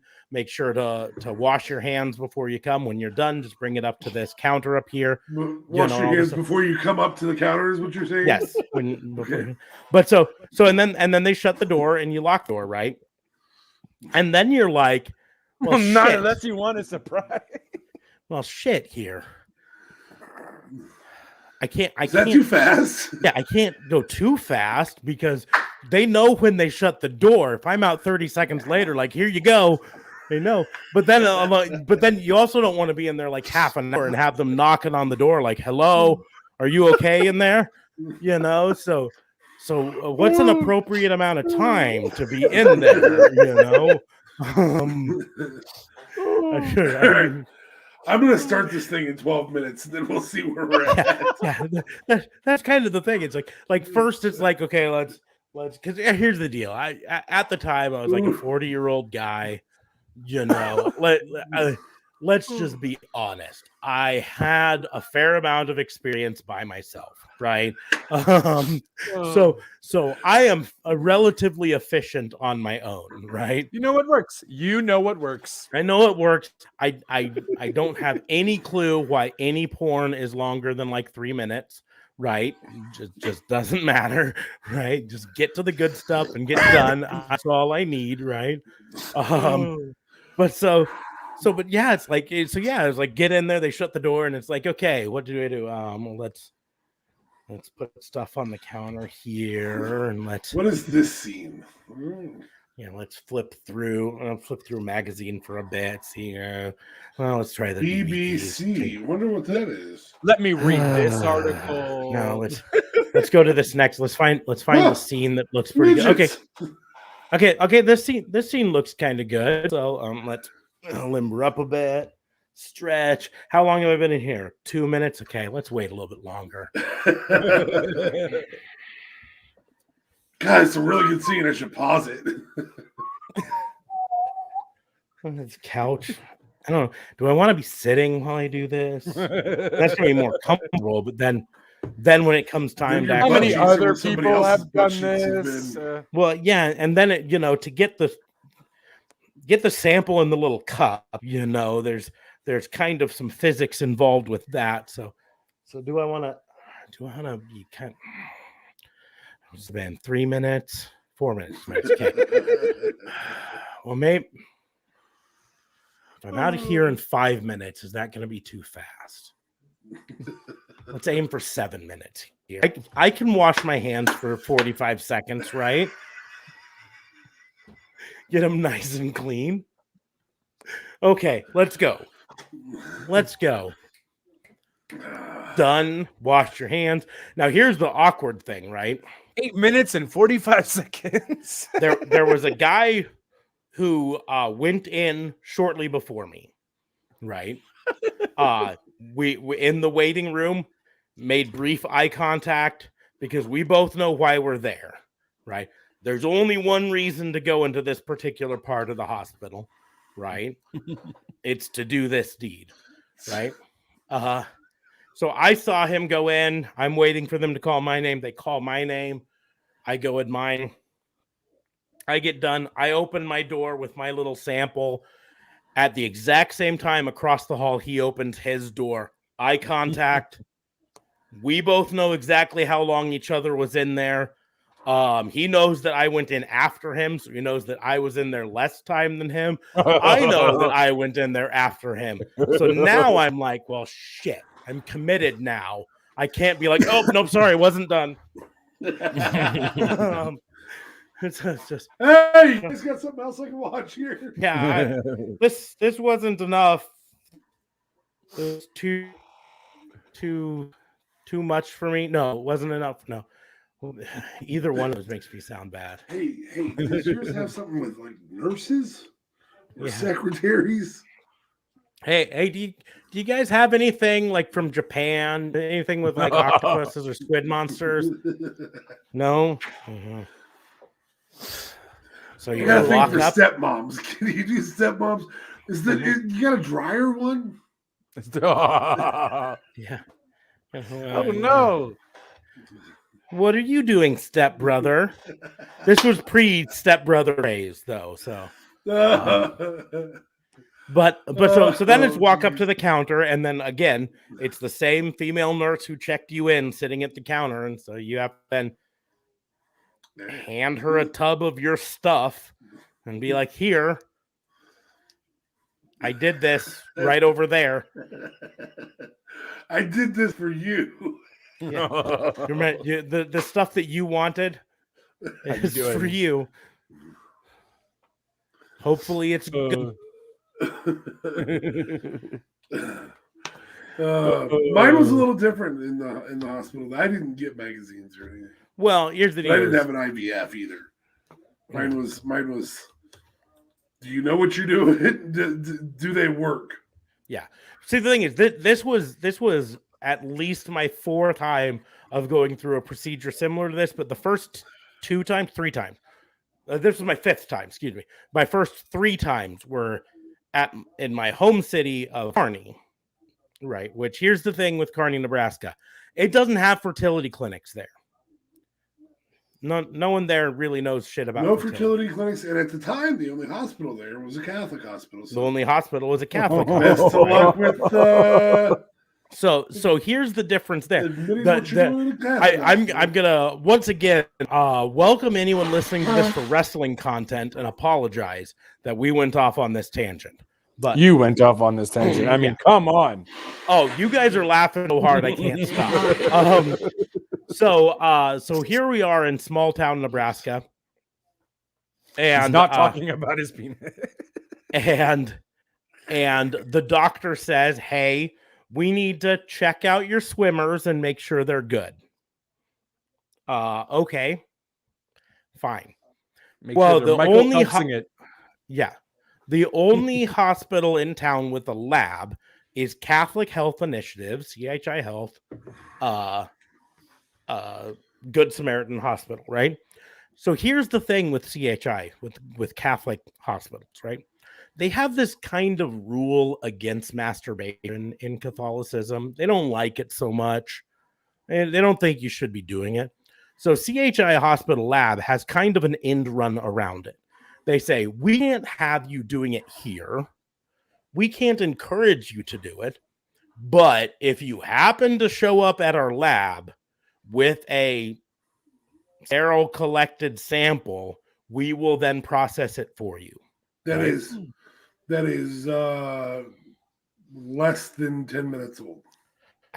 I think it's 20 minutes, but yeah, it's got to be fresh. It's got to be sterile. It's got to be collected, which means you have to do your business at home and then fucking book to the hospital or in the car, which I guess in the car.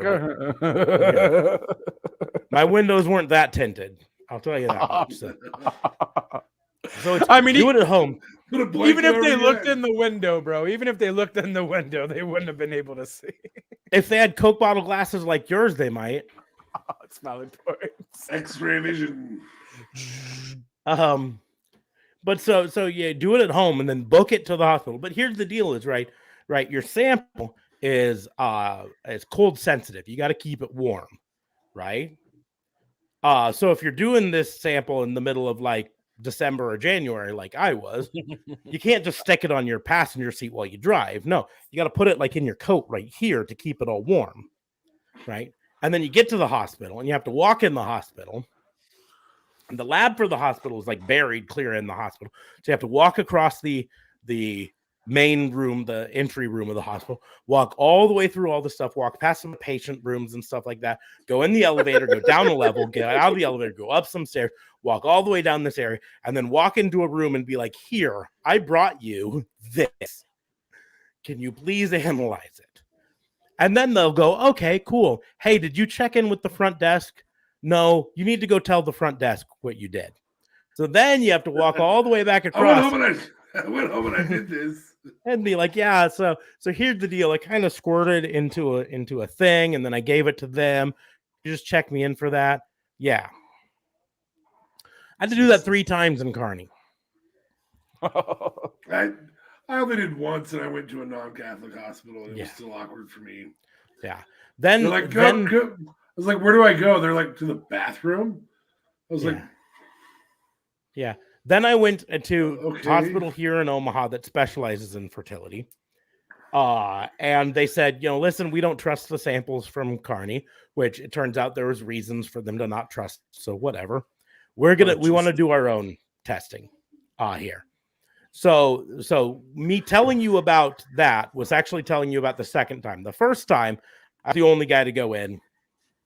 And it was the same sort of thing where it's like, well, shit, what do I do? Oh, okay. Find something here. Wait a minute before I actually start. So by myself. You guys have toys? Yeah. Any stimulants in here? And then there's a little this. And I go out and hand it to them, and then they test it, and they say, here's the deal. And here's what we're going to do, and yada, yada, yada. Anyways. But it's, like I said, what they did. I want professionalism in that environment. Like, I think I actually want somebody to kind of cut the air to it. Be like, good for you. Yeah. I mean, I would make it like I had not kind of the same scenario, but I had got everything waxed. Full everything waxed. Down there in the back, full everything waxed. You are the strongest man ever. Honestly, it didn't hurt that much. It wasn't that bad. It was not bad. I had to go on all 4 floors, everything like that, because he has to get everywhere. Most awkward thing in the world. It was a he. But he was gay apparently, so which that makes it better. Hey, but no, he was really nice back here. Yeah, he was very chill about. You're gonna feel a little bit of pressure. I didn't need you know you needed to go that deep. Oh, I don't. But I mean, I started telling him why I was getting it. Made jokes because you had to. It's awkward as. Yeah, fuck. I think you have to cut the air somehow. Cut the air somehow. You really have to. That's why when I was like, "Where do I go?" They're like, "The bathroom." They looked at me all weird. I was like, "Well, at least I cut the air a little bit." Like, you're an idiot. You don't know where to jerk off. And he was even like, I told him I was for a girl, whatever.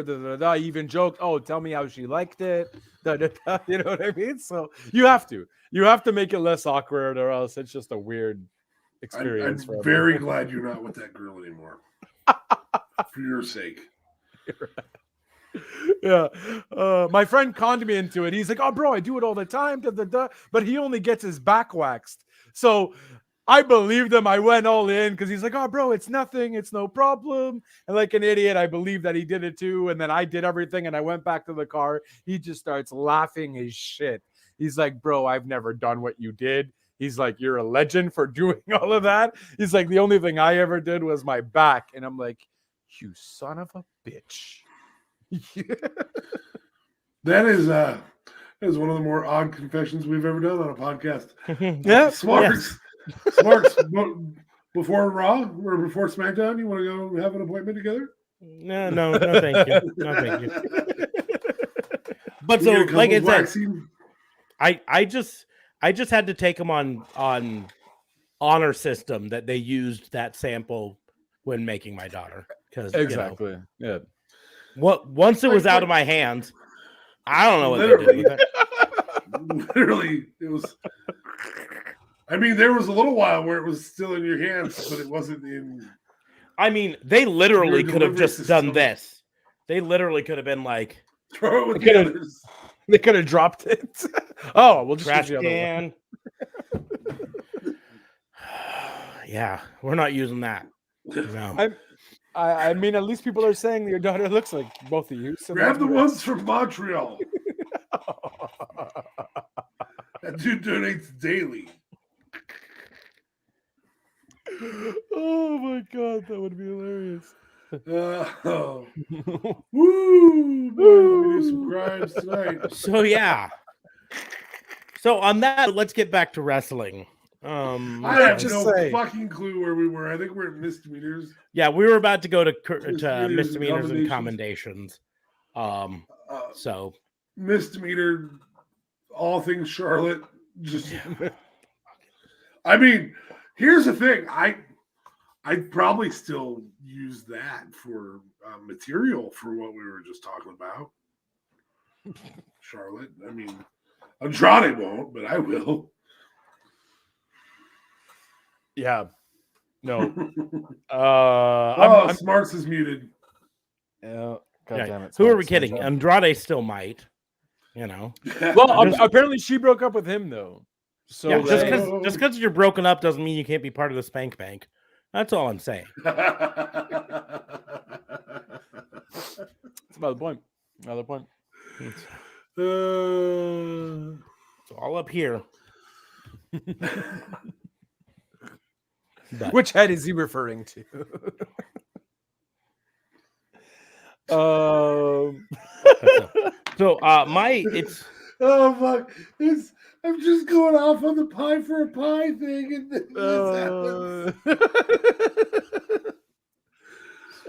Oh shit! so I get kind of it's a combination misdemeanor and commendation. So I'm gonna start with the commendation. I know he's the butt of a lot of ridicule right now, and everything, and it's Cody Rhodes, but it's Cody Rhodes for that fucking flaming table spot. I don't know if you saw the pictures of his back after that. I did But- not actually. But his Ooh. back is charred. I mean, it looks like a hot dog fresh off the grill. Oh my god. Now we're back on that conversation again, huh?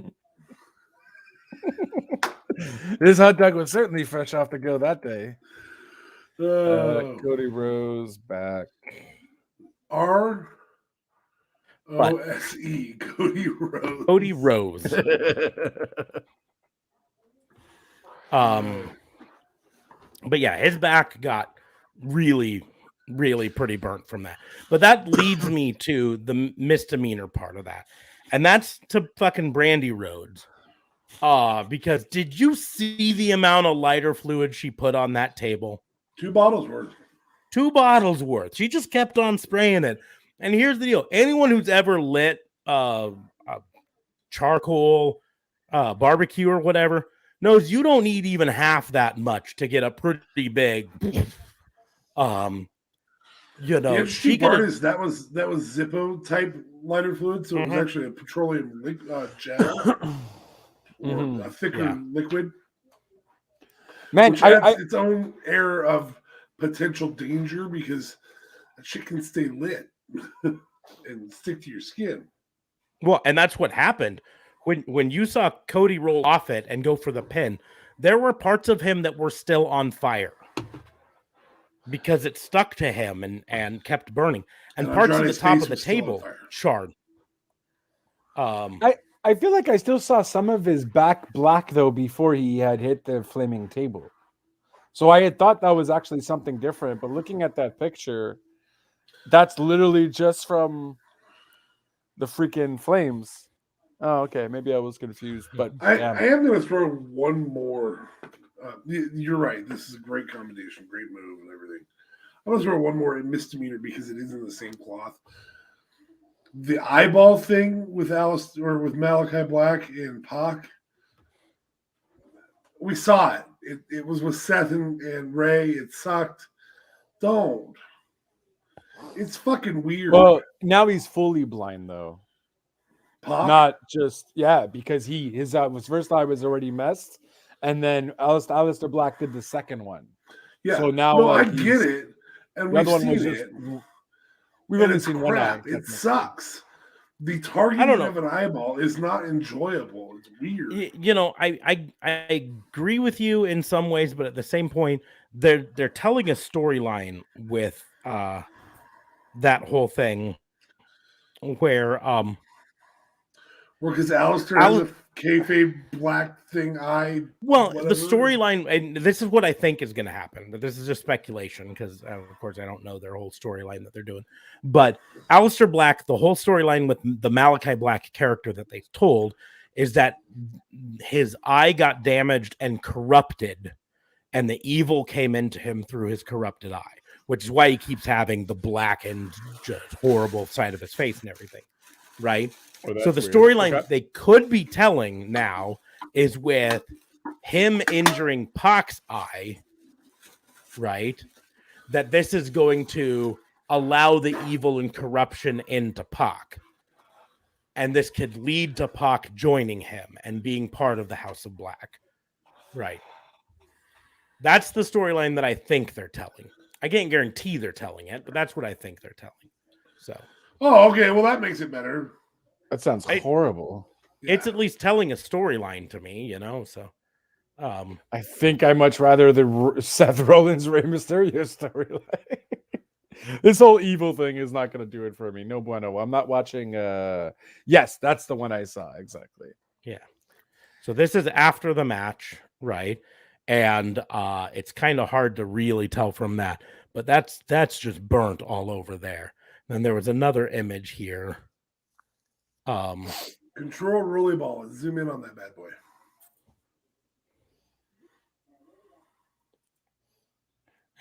Instagram.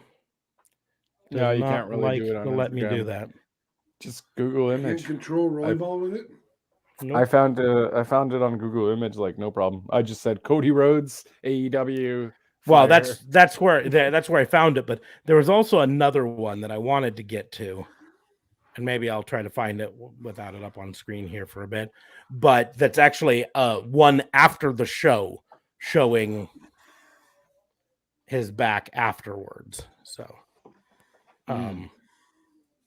where the black's been cleaned off and you can see what's left of his back afterwards. So, You mean the burnt stuff has been cleaned off? well, the black part has been cleaned off and Yeah. everything. It's but it's like I said, it's after the full show. He's taken a shower and stuff like that. And Oh snap! Yeah. Oh Jesus! Now I'm gonna go look.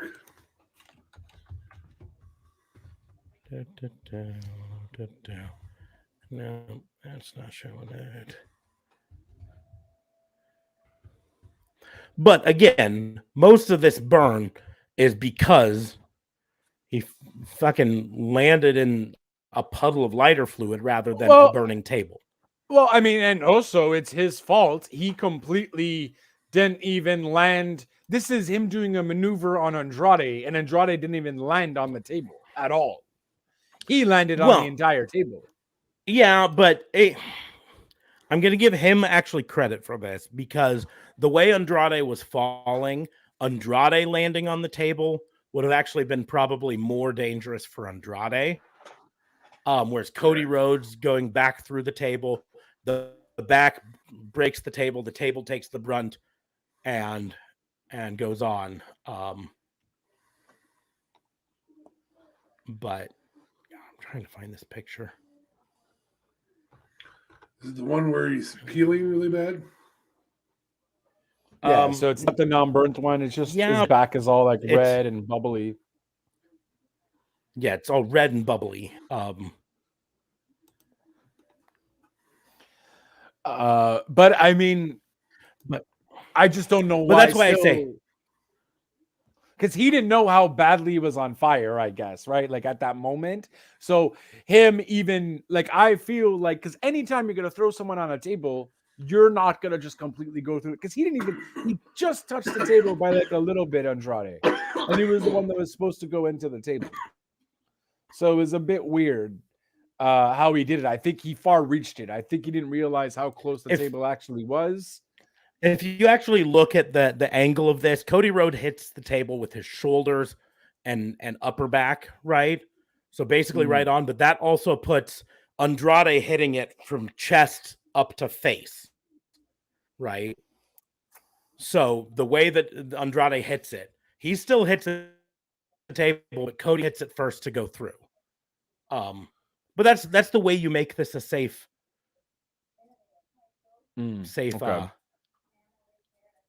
safe spot. If Andrade went through it by himself, he's going through it chest down, face down into the fire, with nothing protecting it, nothing breaking the fall at all. So that's fair. Yeah. Here's a good look at my computer catches up to me at the moment of impact. Or moment before impact here on this spot.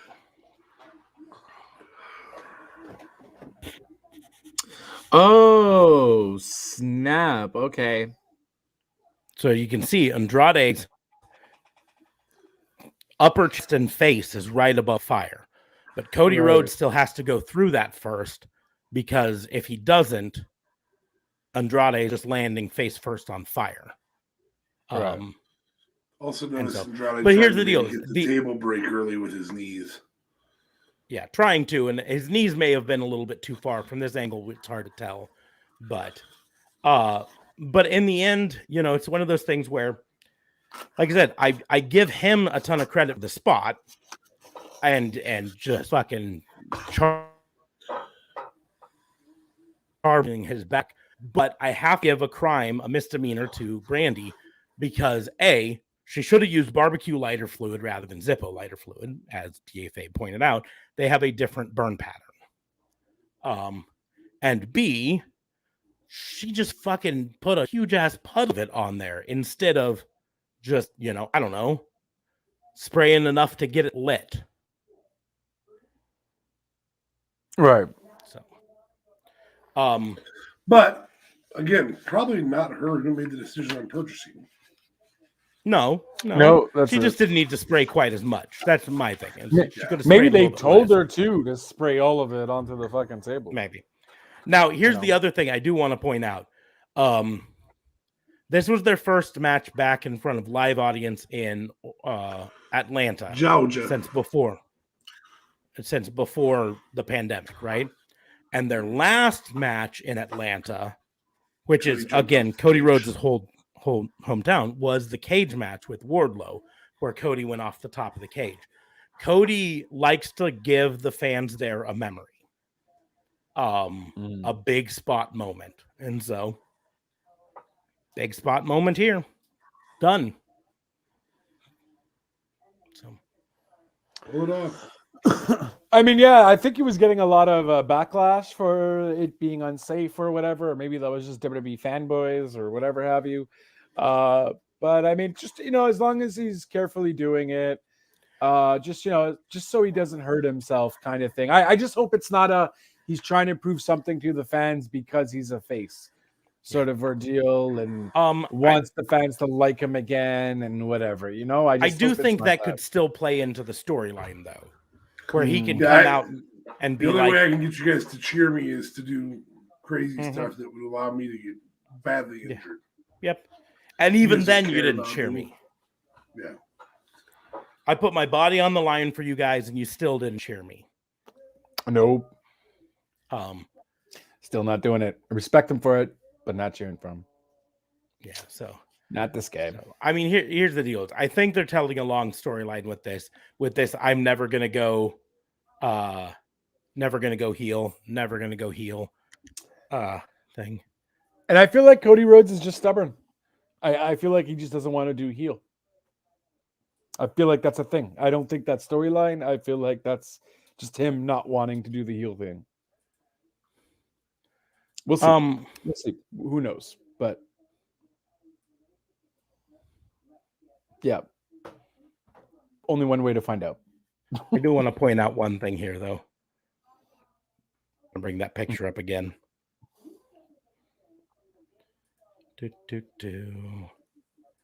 Share screen. I want to point out one thing on this picture, and that look at that kid right there. Orange Cassidy kid there's mind is blown by that. Right.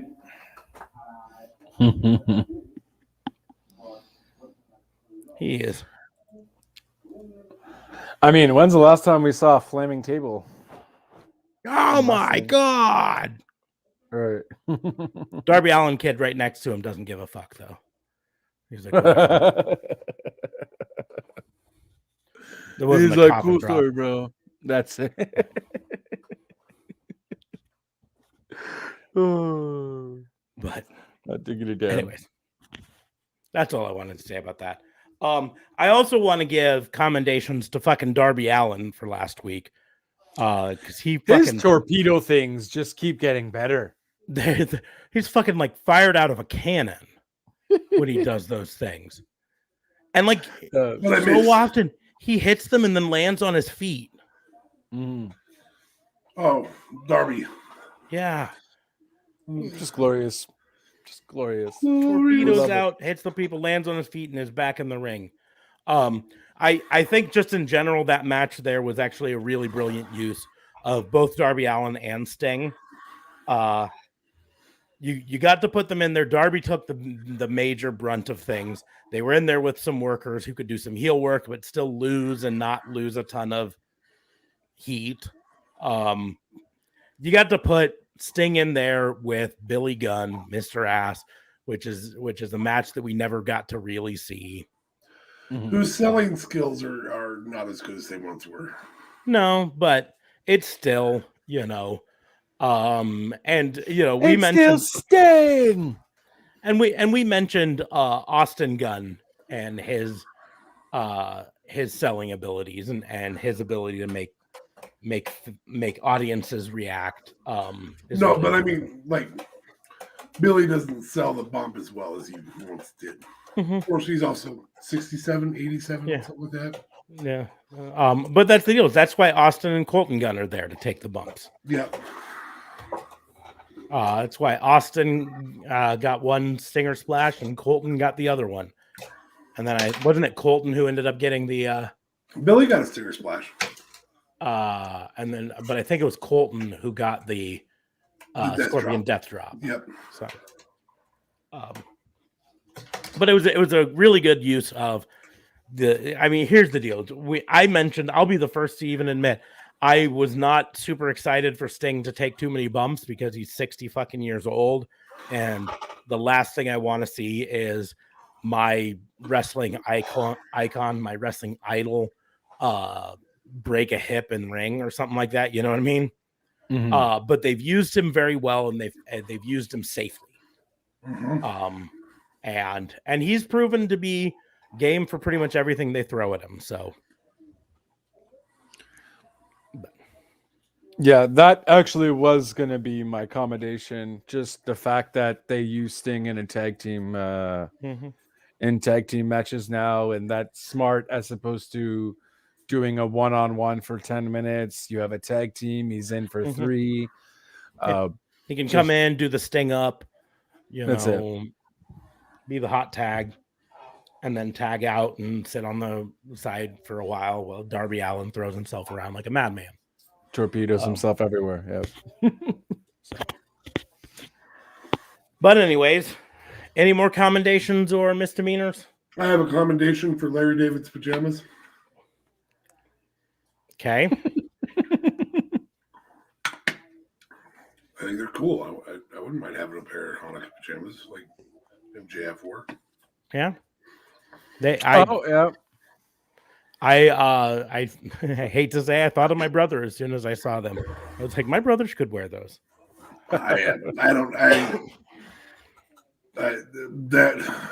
That may be the best set of promos that we'll ever get, ever.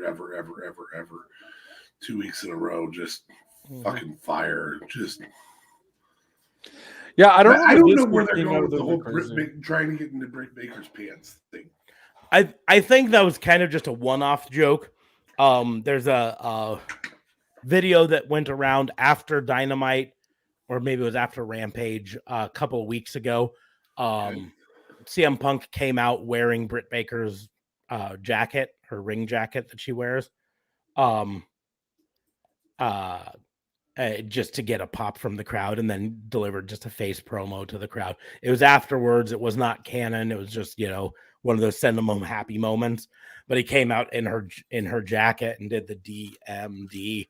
But it's so tiny on him because she's a lot smaller than him.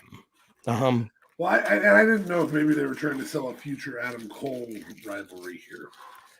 Which could also be the thing. I mean, they do write stories long time. Yeah, they might be. The first thing with Adam Cole is he's going to have to beat the shit out of Tony Schiavone, though. And I just thought it was just off of when he said you're not the fourth pillar, Britt Baker is. I just thought it was because of that. But if there was that definitely played into it as well. Part of it, yeah. You're sucking up to Britt Baker. You guys know how to make how to make a guy feel like. I mean, that was his first night. You guys know how to make a guy feel like Britt Baker in Pittsburgh. Mm-hmm. Yep. Maybe he does want to get into her pants. Who knows? Well, I mean, let's be honest. Wouldn't you? I mean, about the only thing is having to go home to AJ Mendez afterwards would be unhealthy. Yes, very unhealthy. But who knows? Maybe she's got an open relationship. Who knows? Yeah. No. It's a thing the kids are doing these days. Yeah. Who am I to judge?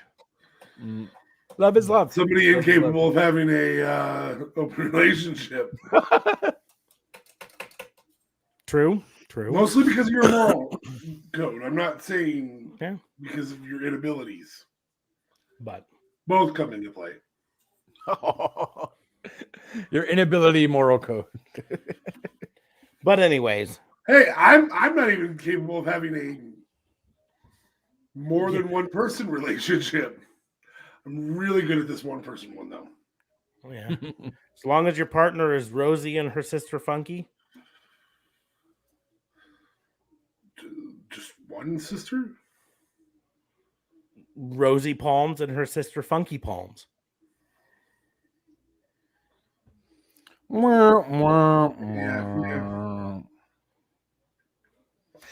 So we don't got any more commendations of Mr. Me. Yeah. I am excited tomorrow night to see how they try to top that yet another. Yeah, they're gonna have Edge and Miz come out again, but this time Miz is gonna accuse Edge of trying to get into Becky Lynch's pants. and then he's gonna say something along. Edge will be like, "Oh, that's a really cool Jesus sweater you're wearing." Yeah. Can we talk for a moment about how Miz has the worst ring gear in all of professional wrestling? Sleeveless hoodie with long tails. I like it. It's horrible. Y'all just don't have fashion sense. That's your problem. Thing that A-lister would wear. I've never seen any TMZ pictures of somebody wearing that. And that shit would make TMZ if somebody wore that shit. It sure would, right? He's a fashion trendsetter. Let Miz do Miz. Yeah, he's done it for 4 years. You didn't send or set the trend. Yeah. Here's the deal. A trendsetter has other people start following it, right? For 4 years, Miz has worn that same fucking Naruto shit, and no one follows. Right? That's not being a trendsetter. That's being a wannabe Nothing. But even more than that, that's my point. DFA brought it up. He calls himself the Hollywood A-lister and then dresses like that. There's no one in fucking Hollywood who dresses like that, right? Except for the crazies who are no longer A-listers.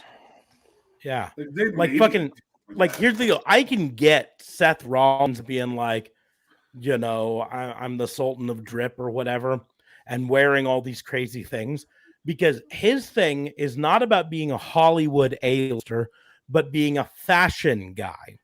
That's a different gimmick. Miz is a Hollywood A-lister, and then he dresses like no one in Hollywood does. But even worse than that, he dresses like I've been to anime conventions that have more conventional dressing than that. Like this coming from a guy wearing a Sasha Bear. Yes, this is definitely better fashion than what he's wearing. You can buy it at rawandorderwbu.myspreadshop.com. Link is in the doobly-doos. Miz, you can apparently buy it at said website Miz because here's the, if he's come out in suits before, right? And he looks good in suits, right? Yeah. And that's something a Hollywood A-lister would wear, right? Mm-hmm. So have him come out in suits, especially when he's not wrestling, right? He didn't come out to wrestle last week, so why was he dressed in his ring gear, right? Have him come out in a suit and do that. Maurice is going to be in her ring gear. Because the WWE creatives don't know what they want. So, like, Miz, just wear your ring gear just in case we think of something on the fly. But his ring gear is dumb. His stupid pose off at the top of the thing is dumb. His warm-up gear. Yeah, that's it's just his entrance gear, I'll say it. His entrance gear is dumb. His stupid pose off is dumb. It's not like anything a Hollywood A-lister would ever do. Like, here's the deal. You want him to be the Hollywood A-lister, have his entrance be red carpet based, right? Have them literally roll a red carpet down the ramp, or in the case of WWE, because their ramp is all digital now, have it be a digital red carpet rolls out. Have some paparazzi come out and take pictures. Snap. It would be like it was literally his with Eminem. Yeah. Yep. Just do it. And then here's the other thing. Stop wearing the fucking stupid Naruto thing on your face, right? On your forehead, right? That's not a Hollywood A-lister thing. Oh, yeah, the headband. That's an anime convention thing. Here's the deal. If you wanted to be anime cosplayer, then fine. Do the Naruto gimmick. That's great, right? But that's not your gimmick. It's dumb. Anyways, rant's complete. So if we're done with commendations and misdemeanors, then we'll go ahead and wrap things up for the day. Alrighty then. Yeah, we're good. Awesome. Good. Then we will close the book on the wrestling booking unit. I didn't actually get to mention earlier in the show how Raw and Order is part of the Tatnisco Podcast Network. So now that the show is almost over, you can head down to the doobly-doos, and when it's over, you can click that link to tatnisco.com, head on over there and see the other shows on the network, listen to them, tell them we sent you, and so on and so forth, right? Look, I'm going to start a new faction like the Miz does. Yeah. You can also, while you're in the doobly-doos, you can click the link to our Patreon, support us that way. You can go to our spread shop and get merch like our Pissant podcast or our Sasha Bear shirt, or like the lovely autograph shirt back there where you can get your autographs at the next convention or wrestling show you go to. Or all sorts of other stuff, or a Sasha Bear. You can get the Sasha Bear shirt on a teddy bear, so it's a Sasha Bear. Sasha Bear. Kind of want to send one to Sasha. Yeah. I did have an idea though, that I want to do a second shirt with Sasha Flair. No, with Miz as Boo Boo. So draw a little version of Boo Boo with a stupid Naruto thing on his forehead and the stupid outfit, and then it'd just be Miz. If you pull off Miz, you could be like Mimi. I mean, Miz.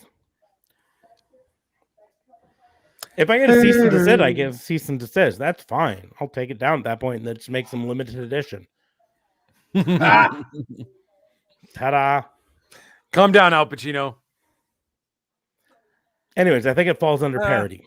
Ms. Ms. So where can they follow us? Ms. Let's get some picnic basket. Hey, boo-boo. Hey, boo-boo. You can do Baby. Oh wait, no, that's Adam Cole. Hey, baby.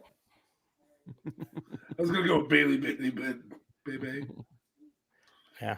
I had this vision of Boo Boo dressed in Mrs. outfit. Mrs. dumb fucking stupid outfit. You figure it out, bud. And then now I've got to start thinking, because now I want to do one that's based on Winnie the Pooh, but I can't figure out who I want Winnie the Pooh to be. So you guys think on that for a bit. Yeah. I want to do a whole series of shirts that are wrestlers as old school cartoon characters. Yeah. Wrestlers as first as old school cartoon bears. And then eventually I'll run out of bears and then I'll move on to other ones. I'm just saying, like Sammy Puss for Snagglepuss. Yeah. Winnie the what? I think George Jetson, Austin, Jersey. Sammy Zayn, George Jetson.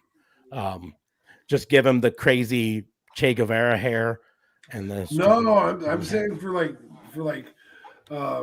exit stage left for Snagglepuss. Sammy's always trying to run away. Yeah, I don't know. Somehow or another, I just think George Jetson with Sami Zayn. It's just in my head. But anyways, you're wrong. Well, then you design the shirt. See how that works? How this works at all. As long as I'm the one doing the art for the shirt, and I'm going to make it George Jetson. I'm going to have to find the art software, I suppose. Yeah. Then learn it. And learn how to do the art software. And I'll give you a hint, right? An iPad with a stylus pen, like an Apple Pencil, works wonders. But anyways, you can follow us on social media. Make sure to follow us around there. You can follow me at Raw and Order WBU, just like you see on the screen there, unless you're on Facebook, and then it's at Pissant Podcast because of reasons, right? But on Twitter, TikTok, Instagram, it's at Raw and Order WBU. You can follow DA Fabe at Raw and Order WBU shop spreadshop.com. Fuck.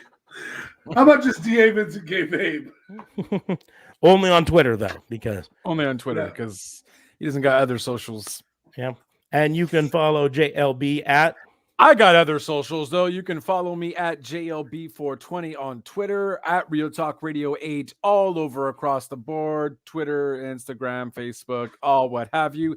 Anchor.fm/RTR for the streams. So that's the Spotify's, the Anchors, the Stitchers,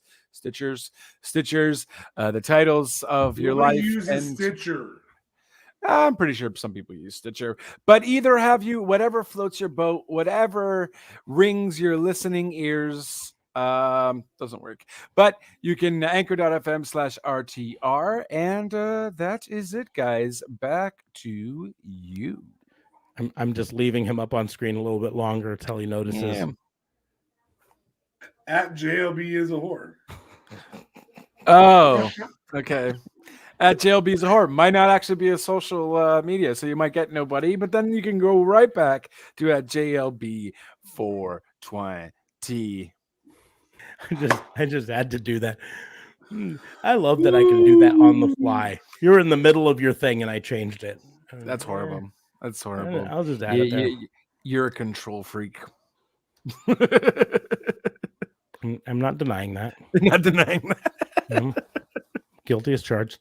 But on that note, we are going to go ahead and close the book on the wrestling booking unit. Thank you all for listening. We will see you soon. Ciao.